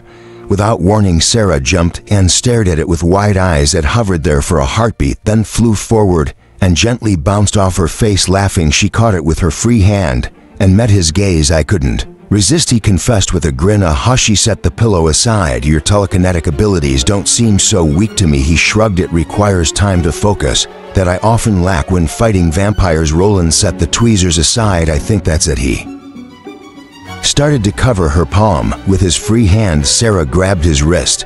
"Don't." He raised his brows. "Don't what? Heal me. I don't want to hurt you." Roland stared at her. He had just spent a good half hour or more hurting her, and she was worried about the few seconds of discomfort healing her cuts would cause him. If it weren't for him, she wouldn't have any cuts. He waved away her concern. "I told you the pain is fleeting." Her chin jutted forward. "Fleeting or not, I won't let you do it." She wouldn't let him. She, a 5'1" 95-pound mortal female, wouldn't let him, a 6'2" immortal sporting 100 pounds of muscle. Oh, screw it. He had never been the bully type. If she didn't want him to heal her, he wouldn't force it. "Damn it." Roland let his gaze wander over her charmingly stubborn expression, then focused on those lush pink lips. Although perhaps he wouldn't have to force her, perhaps there was another way. She had been wreaking havoc on his thoughts and senses with her innocently provocative touches ever since he had met her. If he were to take a page from her book without giving himself a chance to think about it, or to point out that he was probably only using this as an excuse, he leaned forward and pressed his lips to hers. Her breath caught at the tentative touch, but she didn't pull away. Her lips parted in surprise. Hell, this was a mistake. She tasted as good as she looked, as good as she smelled. She was intoxicating, like a fine wine that went straight to Roland's head. One sip wasn't enough. He needed more and took advantage of her parted lips to deepen the kiss. When Roland's tongue stroked her lower lip and delved inside to duel with her own flames, whipped through Sarah, searing her from her head to her toes. Her heart began to pound. Her whole body flushed. Releasing his wrist, she cupped his face. The coarse stubble on his jaw abraded her palm as he tilted his head to heighten the contact, teasing, exploring, tantalizing. The man kissed as though he had spent centuries learning everything there was to know about it. She had never been so turned on so quickly in her life. When Roland leaned farther toward her, she met him halfway, scooting to the sofa's edge. Wanting to feel him against her, he continued to devour her lips even as he began to stroke her fingers. Sarah at first attributed the warmth that suffused her hand, then her forearm, to the burning desire. Roland's kiss was kindling. She felt his hand slide up her arm, curl around her elbow, and a gentle caress, and delighted in his touch, wanting more, until awareness of what he was doing finally penetrated her hazy thoughts. He was healing her, tearing her mouth from the heat of his. She looked down at the arm he was still fondling. Sure enough, the cuts had all been healed. Sarah glared at him, feeling absurdly hurt as she struggled to catch her breath. "It had been a ploy. You tricked me." Roland returned her stare blankly, his eyes all aglow. That made her feel a little better. He had said they only did that when he was experiencing strong emotions, or sometimes pain. Maybe it wasn't desire. Maybe it was a result of the pain healing her cuts had caused him. "You tricked me," she repeated, clinging tenaciously to her anger. "You knew I didn't want you to heal me, so you kissed me to distract me, then healed me anyway." "I did." He glanced down at her arm, slid his fingers across her newly mended skin, making it tingle. "Don't even bother trying to deny it. I'm not denying it. I'm surprised it worked then." In more of a mutter, he added, "Never in my life Have I had such a hard time concentrating? I can't believe I even remembered to heal you." Her anger evaporated. He stilled as though realizing he had said too much. Satisfaction sifted through her. He had been as swept away by the kiss as she had. His beautiful iridescent eyes met hers. A slow smile curled her lips. "Caught in your own web." Very much so. She liked that he didn't deny it, and her ego liked that he was attracted to her. Unfortunately, he showed no such elation. "You have that look about you again," she told him. "What looked the same when you had earlier, like you're waiting for me to scream or freak out or something." "Probably because I am." It was a little heartbreaking to see that spark of vulnerability fused with resignation in his eyes. Sarah captured one of his hands in hers. "If I didn't scream earlier, why would I scream now?" He studied their clasped hands and said simply, "It's what most women do when they realize they've just been kissed by a monster." "A monster," she repeated derisively. "What kind of crackpots have you been dating?" His lips twitched as he met her gaze. "I would not be so quick to judge. Did you, or did you not run from me in fear earlier?" Busted. He would have to remember that. "I wasn't running from you. I was running from the vampires." Knowing better, Roland raised one eyebrow. "Okay, I was running from all of you, but I thought you were like them. Give me a break. I didn't even know you weren't human until what, an hour ago. I'm still trying to catch up and think I've done fairly well under the circumstances." "Remarkably well," he agreed. "I suppose that's why I keep waiting for the axe to fall. It's so contrary to what I've dealt with in the past. That really sucks." "Yes, it does." She looked down at their hands, turned his palms up. "Are you okay?" Roland stared at her, perplexed. "Okay. You healed my hand and arm. I'm sure it must have hurt." "I'm fine." His perpetual arousal in her presence pained him more than healing. Her minor cuts and scratches had good no more tricks than "Not as long as you allow me to heal you whenever I deem it necessary." She raised her head, eyes narrowed in mock anger. "You left out stubbornness when you were listing the characteristics of an immortal." He grinned, feeling unusually light at heart. "I was stubborn as a human. I can believe that, perhaps because it is a trait you're personally familiar with," he teased. "I plead the fifth." She brushed her hair back from her forehead, making a face when she felt the blood and dirt that matted the tangled strands. "I know you very sweetly assured me that I don't stink, but I would love to wash all of this off me." Of course. Rising, he unsuccessfully tried to banish an image of her standing naked beneath a steaming spray of water that one was going to linger. He eased around her knees, then pulled her up to stand beside him. She winced. "What is it?" He did a quick visual inspection of her body and found no obvious injuries. There could be bruises, though. Her face went blank. "Nothing." "You winced." "No, I didn't. I was looking right at you." "Maybe it wasn't a winch.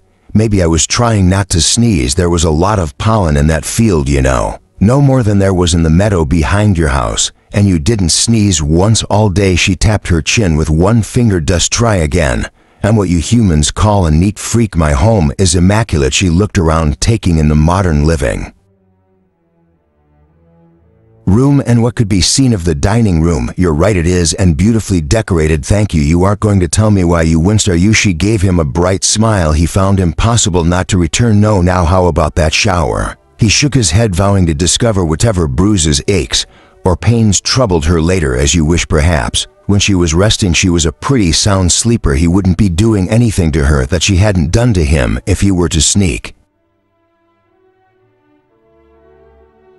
and examine her while she slumbered and rid her of any lingering bruises and scrapes. Women were funny, though, and she was again looking at him as she would a normal man. The last thing he wanted to do was jeopardize that and once more become a monster. In her eyes, turning her hand in his, he laced his fingers through hers and led her out of the living room, down the hall, and into the master bedroom. All the while he waited for an objection or a casual withdrawing that didn't come. How sad was it that he had been without human contact for so long that simply holding a woman's hand set his heart to racing. While not holding any woman's hand, holding Sarah's hand set his heart to racing. He flicked on the overhead lights. Sarah stopped short, unwilling to relinquish the warm contact. He stood at her side and entertained himself by stroking the back of her hand with his thumb while she perused the large bedroom. "This is beautiful." Roland. Sarah took in the forest green walls, the beautiful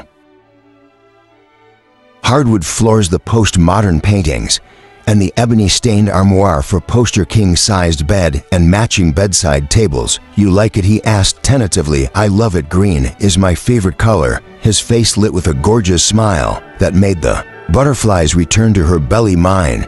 To the shower is right through here." Her hands still in his, she followed him to an open door on the far wall. Roland leaned and flicked on the light, then stepped aside so she could join him in the doorway. "Oh." While she breathed as she peered inside, "This is totally my dream bathroom." Wanting to hold his hand a little longer, she drew him in after her as she moved to the center of the room and turned in a slow circle. "Believe it or not, the house had no bathroom. When I bought it, there was only what the locals called a Johnny house out back." "How long have you had this place?" she asked, unable to imagine it. "A century or so. There were originally 5 bedrooms. I kept to made one a library, one a home gym, and converted the 5th into a small bath for the guest room." "And this larger master bath, you did all this yourself?" she asked incredulously. "There wasn't much else for me to do during the long days. I am beyond impressed." All earth tones. It was like something out of an interior design magazine. Lovely stone tiles and complementary shades, a shower large enough to hold half a dozen people, a whirlpool bathtub so long Roland could stretch out completely in it with room left over for her to join him. Not that she should be thinking that. Rich mahogany cabinetry, brushed nickel hardware, plants galore, and candles in wall sconces and scattered around the tub. She stared at Roland, unable to turn her mind away from images of him soaking in a warm bubble bath with candlelight glinting off his damp golden skin. "You do realize you're going to have to pry me out of here with a crowbar, right?" he laughed. "Take as long as you want. Shower, soak in a nice hot bath." He opened the cabinet beneath the sink to show her several bottles containing bubble bath and varying scents. "Oh geez, he does take bubble baths now." She would never get those drooled-inspiring images out of her head. "I think I saw your tote in the back seat when we arrived," he went on. "I'll go look, and if Marcus brought it, we'll leave it outside the door for you. Otherwise, you're welcome to borrow some of my clothes. Take anything you need from the closet." "Thank you." He gave her a hand a squeeze, then released it and crossed to the door. "Call me if you need anything." Like his large hands smoothing over her slick soapy body. "Will do." With one last smile, Roland exited and closed the bathroom door behind him. In the blood-soaked front yard of Sarah's small frame house, a silhouette emerged from trees. A light breeze toyed with the hem of his long black coat as he strode forward, limping heavily. The sweet scent of late spring blossoms was tainted by the pungent odors of blood, sweat, and decaying corpses. Bastian stared at the remains of the men he had led into battle. His battle, the vampiric virus, was hard at work in a frantic bid to live. Despite the cease of flowing blood, it would feast upon the dead flesh of its host until there was nothing left, not even bones.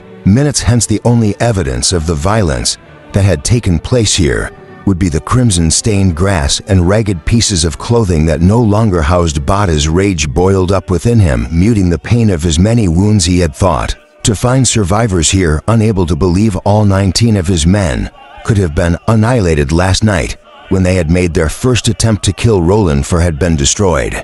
But 3 of their 7 had survived. Had the mortal woman not intervened, his enemy would now be dead, and he and the rest of his men would be celebrating their victory. He growled deep in his throat, a rough bestial sound. He had returned tonight to finish Roland off, to seek his vengeance, confident that it would at last be done. Finding 2 immortal guardians instead of 1 had surprised him, but had not overly concerned him. With another dozen vampires flushed from feeding on the way, they had outnumbered the Immortals 10-1. The woman had posed no threat. She was a human, and based on her panicked flight, not Roland's second, as he had previously supposed, they should have had no difficulty destroying his enemy and taking the other captive. Yet Bastian alone remained. His men were dead, disintegrating beneath his baleful gaze, and his enemy had again escaped his clutches. Swearing foully, he strode purposefully into the darkness. This wasn't over. He would seek new victims to alleviate his pain, then devise another plan. One way or another, Roland Warbrook would die. After retrieving Sarah's tote for her, Roland had grabbed a change of clothes, shoes, socks, boxer shorts, t-shirt, and slacks, all black, and slipped into the guest bedroom. Marcus must have been injured worse than he had let on, because he had not roused the whole time Roland was showering and changing. Sleep that deep amongst Immortals was a clear indication that significant healing was taking place now. As Roland stood in the kitchen peering into the refrigerator, He became aware of Sarah's presence in the entrance. "Hi," she said softly. Roland looked over at her and stared, arrested by her beauty. Hi, her slender figure was encased in low-riding jeans and a comfortably form-fitting gray t-shirt that made his body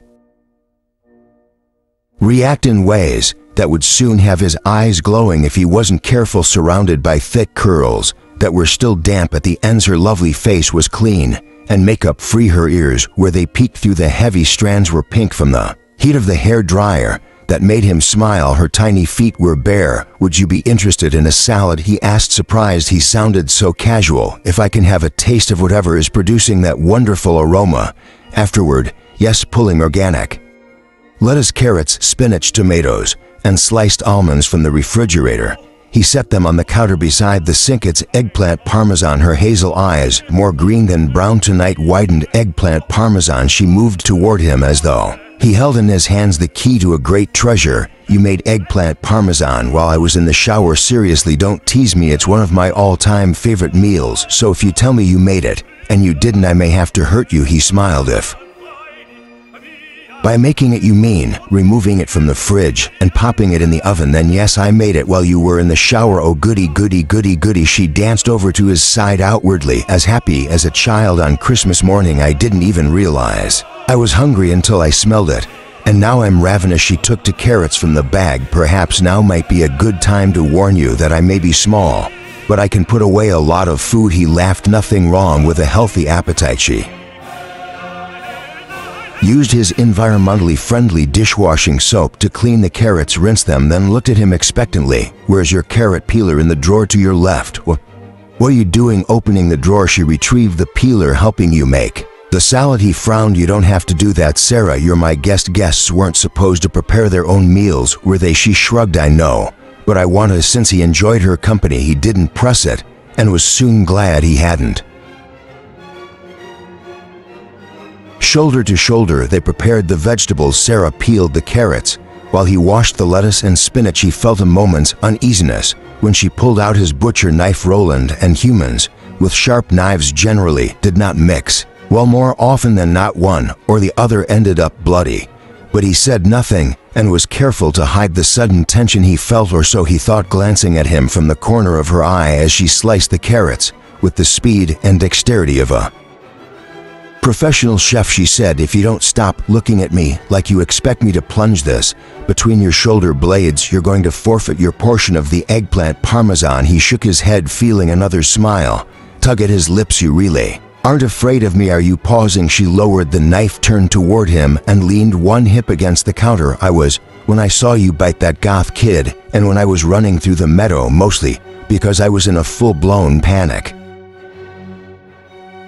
and didn't know whether it was you or the vampire chasing me. When you saw it was me, you fainted." He pointed out that bothered him far more than it should, as did her begging him not to kill her just before she lost consciousness. "Yeah, I've never done that before," she said with some amazement, "but I knew you knew that I had seen what you are and assumed you would be angry, and in my defense I had just slammed my head into both a car window and a tree." "True.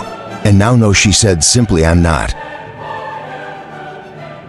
afraid of you, though." He was beaming inside. He nodded solemnly. "Then you may continue wielding the knife." She tossed a carrot slice at him, both grinning. They finished preparing the salads. Sarah carried them to the table, setting one on the end and the other in front of the chair. Caddy cornered to it. Roland followed with plates loaded with eggplant parmesan. "Is tea all right?" he asked. "I'm afraid we don't consume wine or other alcoholic beverages." "I don't either." "Tea is great," she answered while he took a large pitcher from the refrigerator and pulled two glasses down from an upper cabinet. She gathered the utensils. "Isn't Marcus going to join us?" "He's still resting." At least he had been.